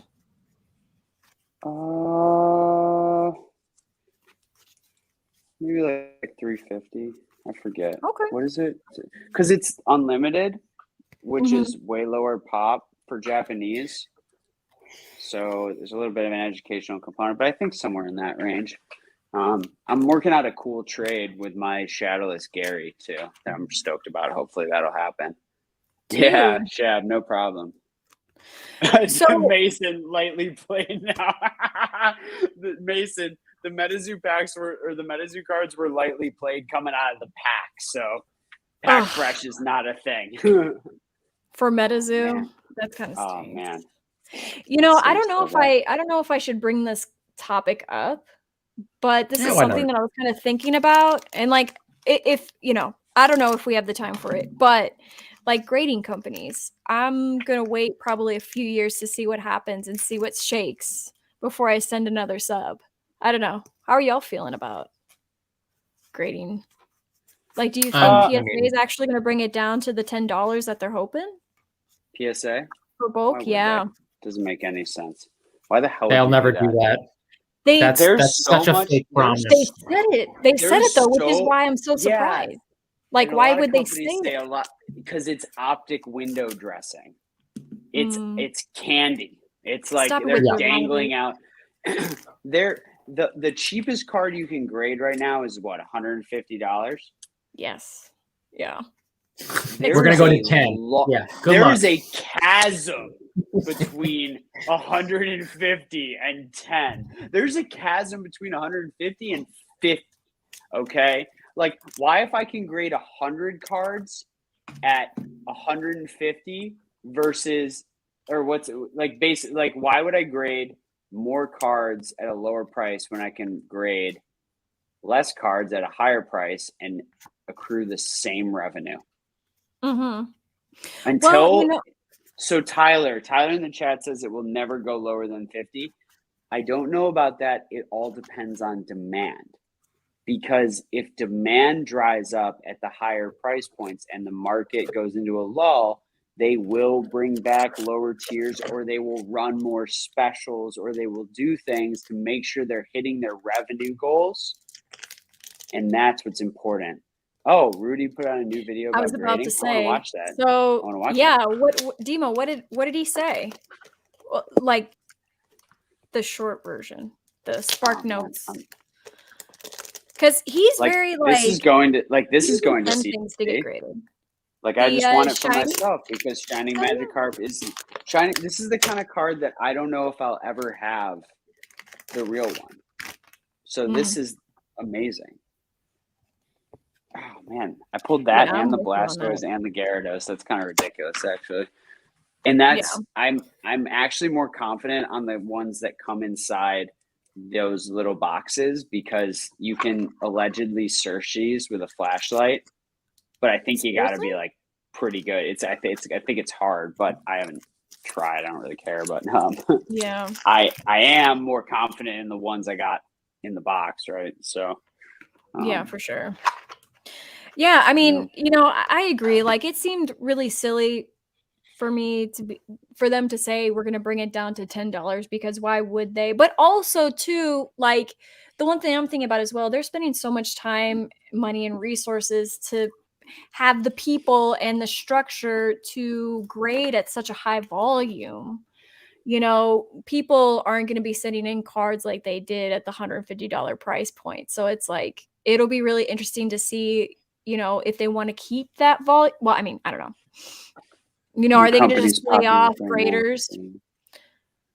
I agree with what Rudy said via Dima. Yeah, I wouldn't send cards to like whatever it is, AGS or one out of the UK. It's like shitcoins. It's the same thing. It's not. You're so right. It's not worth it. It's like a shit people coin. don't have the infrastructure built to sustain a business for that long. They're just going to get crushed. I mean, even like the guys who are doing like the AI stuff, like that tech's just going to get bought and they're going to get folded into one of the that was probably their goal to begin with. Yeah, probably. Beckett's going to have to freaking buy something, or else they're going to be dead. Beckett can pound sand. Their grading entry system is like from the 80s, so they've got so many problems. No kidding. Their forms no idea. I have no idea when my cards are ever going to. I mean, honestly, I wouldn't be surprised if CGC raises their prices. Yeah, I'm waiting. Yeah, I'm trying to figure it out because I'm trying to figure out. So if CGC opens up Weiss Schwartz grading, I can probably put together a 50 card sub myself, or me and like 2 other people. So I'll probably get the membership that's got $150 free and bank that into the grading cost. Cause I have, I don't know. I got probably 15 to 20 right now. And I'm sure if I open some more of these promo packs and pull some heat, then I'm going to be good. So it's still, I mean, it was so cheap before. Modern's weird. Yeah. Yeah, it was so cheap. Cheap.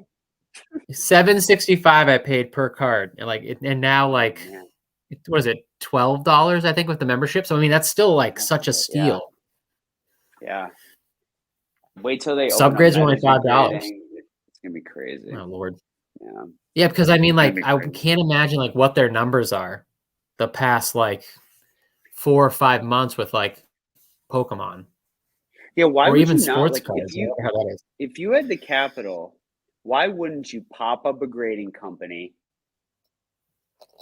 with 2 or 3 major owners, churn rev, spit stuff out to people that's complete garbage in like a 2-week turnaround, and then after a year and a half, shut the thing down, cash out, and walk off into the sunset and have done okay? Like, I think they did that. CGC is clutch for cards that PSA won't grade.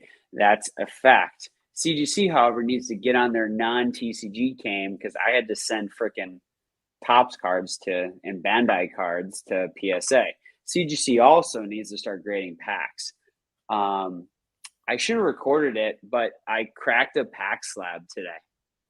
Oh, I saw you posted something about that. Yeah. Did you hear that, Jess? Her audio's down for a second. I'm muted. I was down for the count, man. My camera fell. I cracked a pack slab today. What? Why? What? Tell me. What? So I got this mysterious mountain pack in a PSA 9 for nothing on PWCC. I mean, like a quarter of what they're selling for light out in the market. Wow. And I So what unfolded are it. your plans? What are your plans I with the unfolded pack? it and put it in a silver GT case, and it's staying on display in my sealed collection. So now I only need Split Earth and Wind from the Wind from the Sea. So I'm stoked. I cannot wait. I have Hefe, I cracked it because it was folded. It was one of the old style ones. Yeah. Yeah, those folded ones. If it was new style, I would have left it. But I've actually been thinking about sending my hopefully shadowless to PSA just to get it recased so that it's not folded. yeah, But then again, it might look shitty if I don't know. Because it's so old and it's been creased for so long, you know.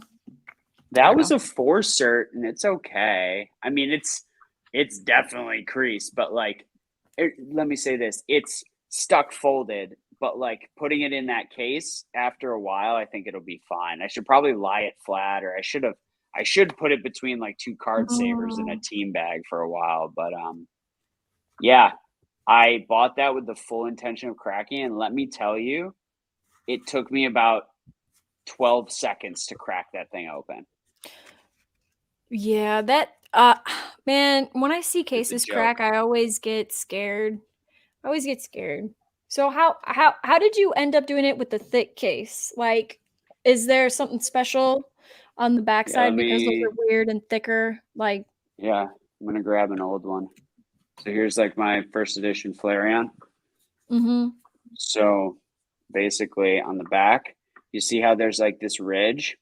Yeah. So there's 4 of those ridges, and basically I just put a flathead under that and then popped each of those. And then basically I was able to lift, it comes in, it's like 3 pieces. So it's like you lifted this off, and then the bottom kind of came through, and then this piece of plastic is like a small rectangle. And then there's just the outer ring, like I just showed you. So I threw away the rest of it. I should have kept it. It would have made a cool video, but I was a little nervous because I never cracked a pack slab. I've only cracked card slabs. Yeah. So I wasn't sure. That's cool. That I know I can totally understand. I've never cracked open a slab at all. Like the only time I've seen crack slabs, like people crack slabs, was Rudy, and then I think Professor Oak on IG did it one time. I think Professor Oak did it too. Yeah, exactly. Yeah. It just makes me nervous. And then there's like those sports card breakers who break the booster ones all the time. The wax packs. Yep. Yeah. I haven't. For me, it was a good choice. It was a very good choice for me. Yeah, I'm stoked. So I'm only 2 away now from having all those E-Series packs. That generation, not EX, obviously, but yeah. And yeah, I have a potential deal for one, but it's a little more than I want. But we'll see. We'll see. I'm working with Polka Dreamer to get a few custom displays together. So right now he's helping me with some of those one touches.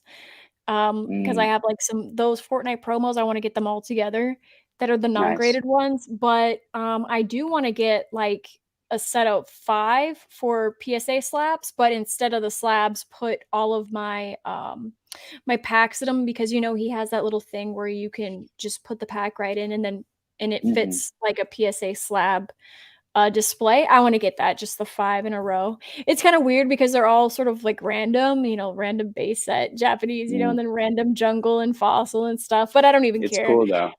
I don't even care. I just want to put them in a place. Yeah, I mean, and the stuff that he's been coming out with, because I remember when I had him on my podcast earlier this year, he was talking about all the cool things he can do now with the new equipment he has. So I'm so excited. He's sending me, I'm waiting for him to send out a like a test for the sizing of the one touches. So we'll see. I think it's not great. He's making me a custom as well. Hell yeah. That's where it's at. I get hit up all the time.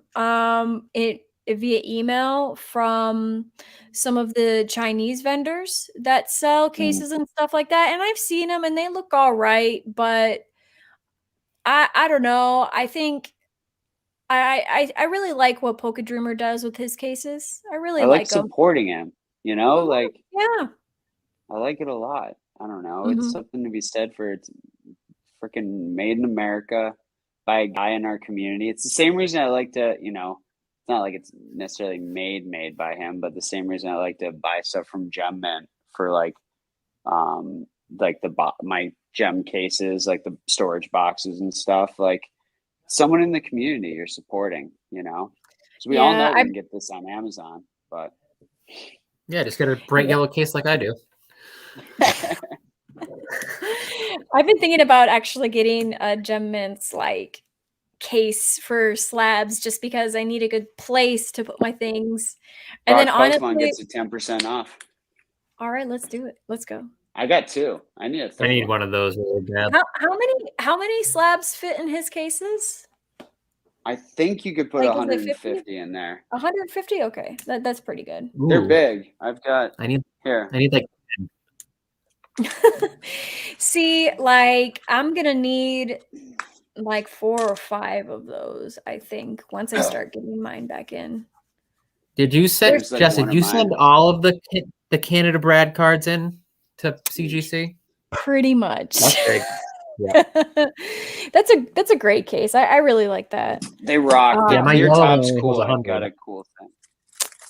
Jeez. Poke Dreamers making me a custom case for these. Oh, that'll be so fun. Oh Yeah. gosh. He's really got such a cool. mean nice. Southern Islands collection. The backs really are wanna so get cool with that. the ads for all the old, like my favorite things that I have, all of them, except for the deck. It's really cool. I'm just trying not to mess these up because they're really, really I've been thinking vintage. about that vending series sheet that I have, Connor. What was it, number Yeah. 14 or 13 with the Mew? I've been thinking Yeah. about pulling it, ripping it, Peeling it? whatever you would call that. Yeah, I've Yeah. been thinking about it, but I'm nervous. I'm nervous because I don't want I to would mess be up my nervous Mew. too. Those are Just so. so Those seem like so if tricky. you go on Mhm. Bulbapedia, they show you like the way they have it set up on the Mhm. card list.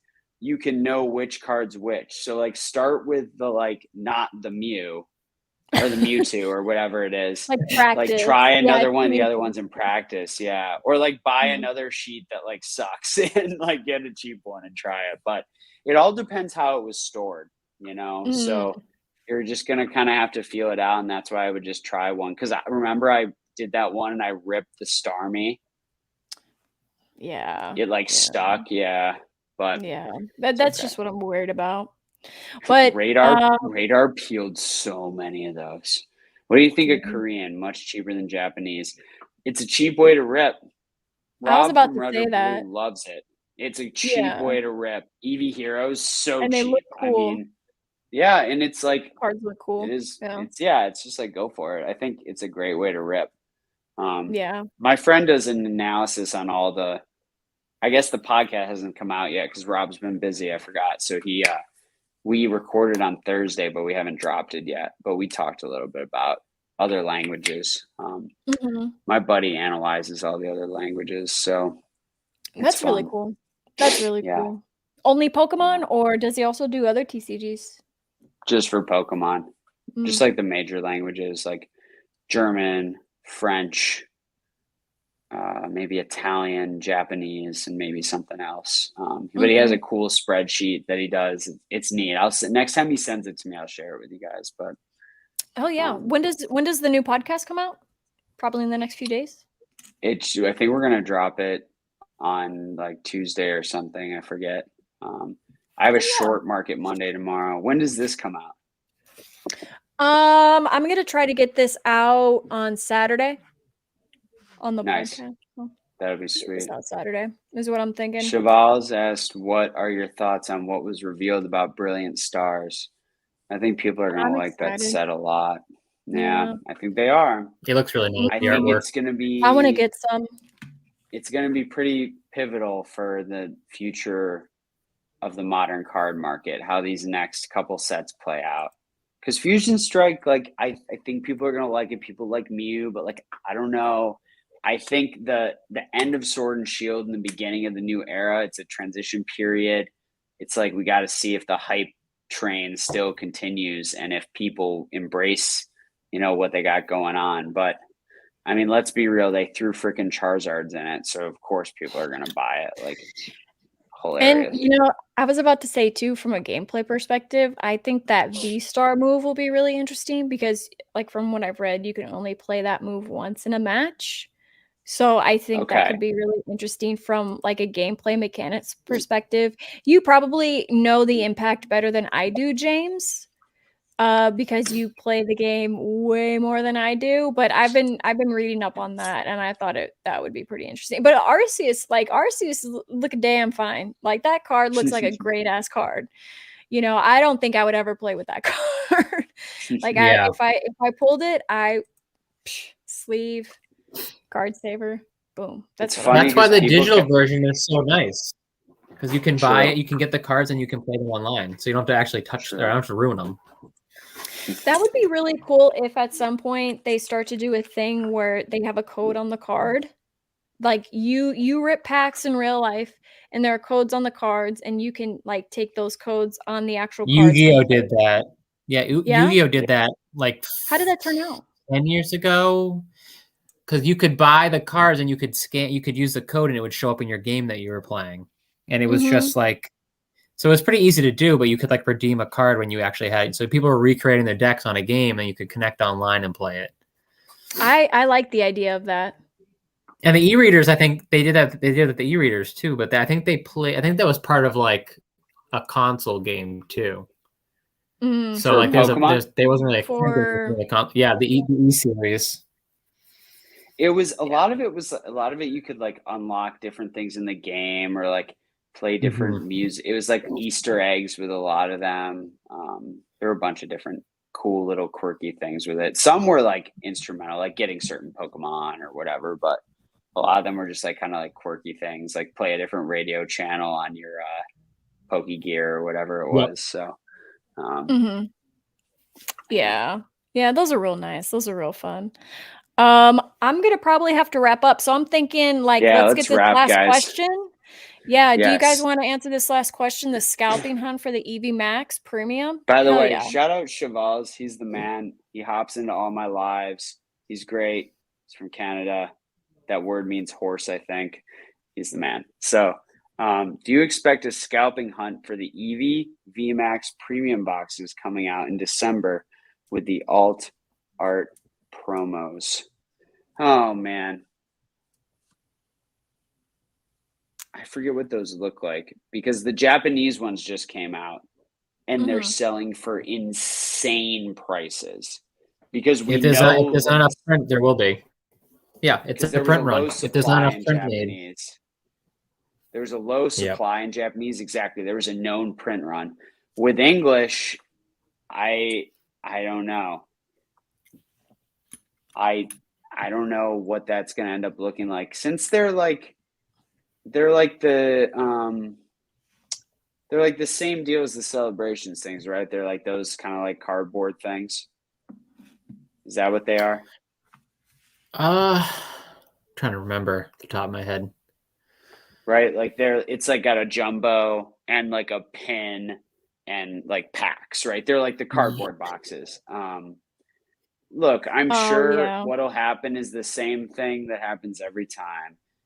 There's going to be a squeeze at the beginning and people are going to overpay to get their hands on it first thing. And then all of a sudden you're going to walk into your Target and 3-4 weeks after release and they're just going to be there. 2 promos. Yeah. A jumbo promo and a regular promo, right? So for Flareon.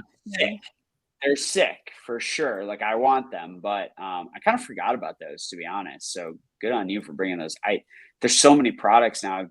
I've been so like focused on other things that I just like kind of forgot about some, like, because if they announce these things coming off, people are already overpaying on eBay. There's no surprise. I'm sure those pre-orders are just gonna like not even get fulfilled either, which is hilarious. But oh man, that's gonna be a real shame. But It's probably going to be the case. So. They're paying $150 a box on $150 a box. Oh my! Aren't those going to oh my MSRP for like $20 or $25? It's Vivid Voltage all I'm over pretty again. sure oh my god, 150 And- for. Think about Jess. That's like this, guys. Look, which this is an amazing product, by the way. I don't know about the packs, but just what you get. So this is from Costco. Ooh, Look at this okay, thing. all those I like pins, that. Yeah, Right? yeah, I like that. Mm-hmm. Right? But imagine like a box like this paying $150 for it. MSRP is $40. Cheval says. Nope. So I mean, it's no. yeah, Nope.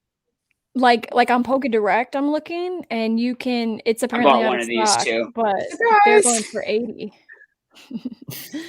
Dude, it's crazy. This 80, is a crazy 80 time. for one or 80 for three? Just one? I think it's 80 for one. That's rough. By 6 for one of three is what it's saying for pre-order. You know, honestly, what I would love is I don't know if there's a place that lives on the internet already that does this, but I would love just new sets when they come out. I want to have a reference point for the MSRP, right? So I know how much I'm getting hosed on the secondary market. Like I need that. I don't know if that exists, and I've had trouble finding it. You know, and like what's reliable. I think we just gotta I mean, I think we have enough connections where we can always find out. Like I have people where I can always ask what the MSRP is or like but it would be nice if there was a repository. You're right. Cause if you just Google it, it's like, you can't know unless like it's a sold out listing from Pokemon Center. Yeah. Yeah, that's true. Cheval's is right. Poke Beach or Poke Guardian usually put it in that's how I find it for celebrations. I kept going back to the original post that like Poke Beach did with all the products that had like the price points. Cool. So okay, that's so like that's probably good. the best way. That's good. That's a true statement. Sometimes I That's forget good. about those things. So yeah. Because I'm always like, okay, there's not this thing. We need this thing. Should I do it myself? Like that's how I always am. So, but no, that's awesome. By the way, did I tell you about this last thing I want to say? I thought of this because of MSRP. I got another Nightfall box at MSRP, and Stash Loot did this thing on Whatnot where they sold 100 boxes, and basically what they did was they listed them 10 at a time during the Whatnot as buy it now. So you had to click as fast as you can, and they did 10 waves of 10, and I ended up getting one, which was awesome. Nice. So okay, I was like, it was really cool. And then my local plug has them for me too. So what was the MSRP on those? 140. 140. That's right. That's what you. Which I felt I opened that whole box. Like that's a lot of effing cards. 36. Whatever 11 or 12 card packs. I mean, it's crazy. Plus the box is cool. So, but you liked it. It was worth it for you. Yeah. It was so worth it. It was so worth it. That makes me happy because I've been hearing some horror stories. 2 people have told me horror stories about them and them trying to get boxes from like Walmart or Target and having issues with scalpers, like literally in the moment when the vendors are putting out the product. And they've been like, it's leaving such a bad taste in their mouth that they are not going to hop into these next few sets that come out. And it just makes me so sad. I'm like, I know this really sucks and it shouldn't be this way, but like, if you're gone, don't like disappear forever, just like come back and that's why it's cool that next year and see what happens. We can run some giveaways on our pages and like I said, like buy stuff in volume if we can get it at like a case level and distribute it to our friends. Like just help get some out there at MSRP. We're doing, if everyone does their little bit to help like 1 or 2 friends, then we can like make that happen. So I really like that. I'm gonna keep that in mind because I think that would be really cool. I wouldn't mind trying to do that for Pokemon at all, but anyways, hey, this has been really good, y'all. Thank you so much. This was awesome. Yeah, this is great. Thanks everyone that hung out. Cheval's, thanks for hanging out. I know you're either probably on the night shift or coming off the night shift or whatever the heck you're doing, but appreciate you. Woo. Yeah, I know I think he works weird hours if I remember, but y'all rock. This was fun. This is super fun. So this is so good. So We had some anyways, great people in this chat, Jess. You had some heavy hitters in that chat. So it's kudos because to of you. Polka Gal. She I brings know she them. pulls. She brings She them. pulls. Oh man. Dude. All right, Well, y'all. I appreciate Be y'all. good. Have a great Thanks, guys. night. See you guys. See you, Good chat. night.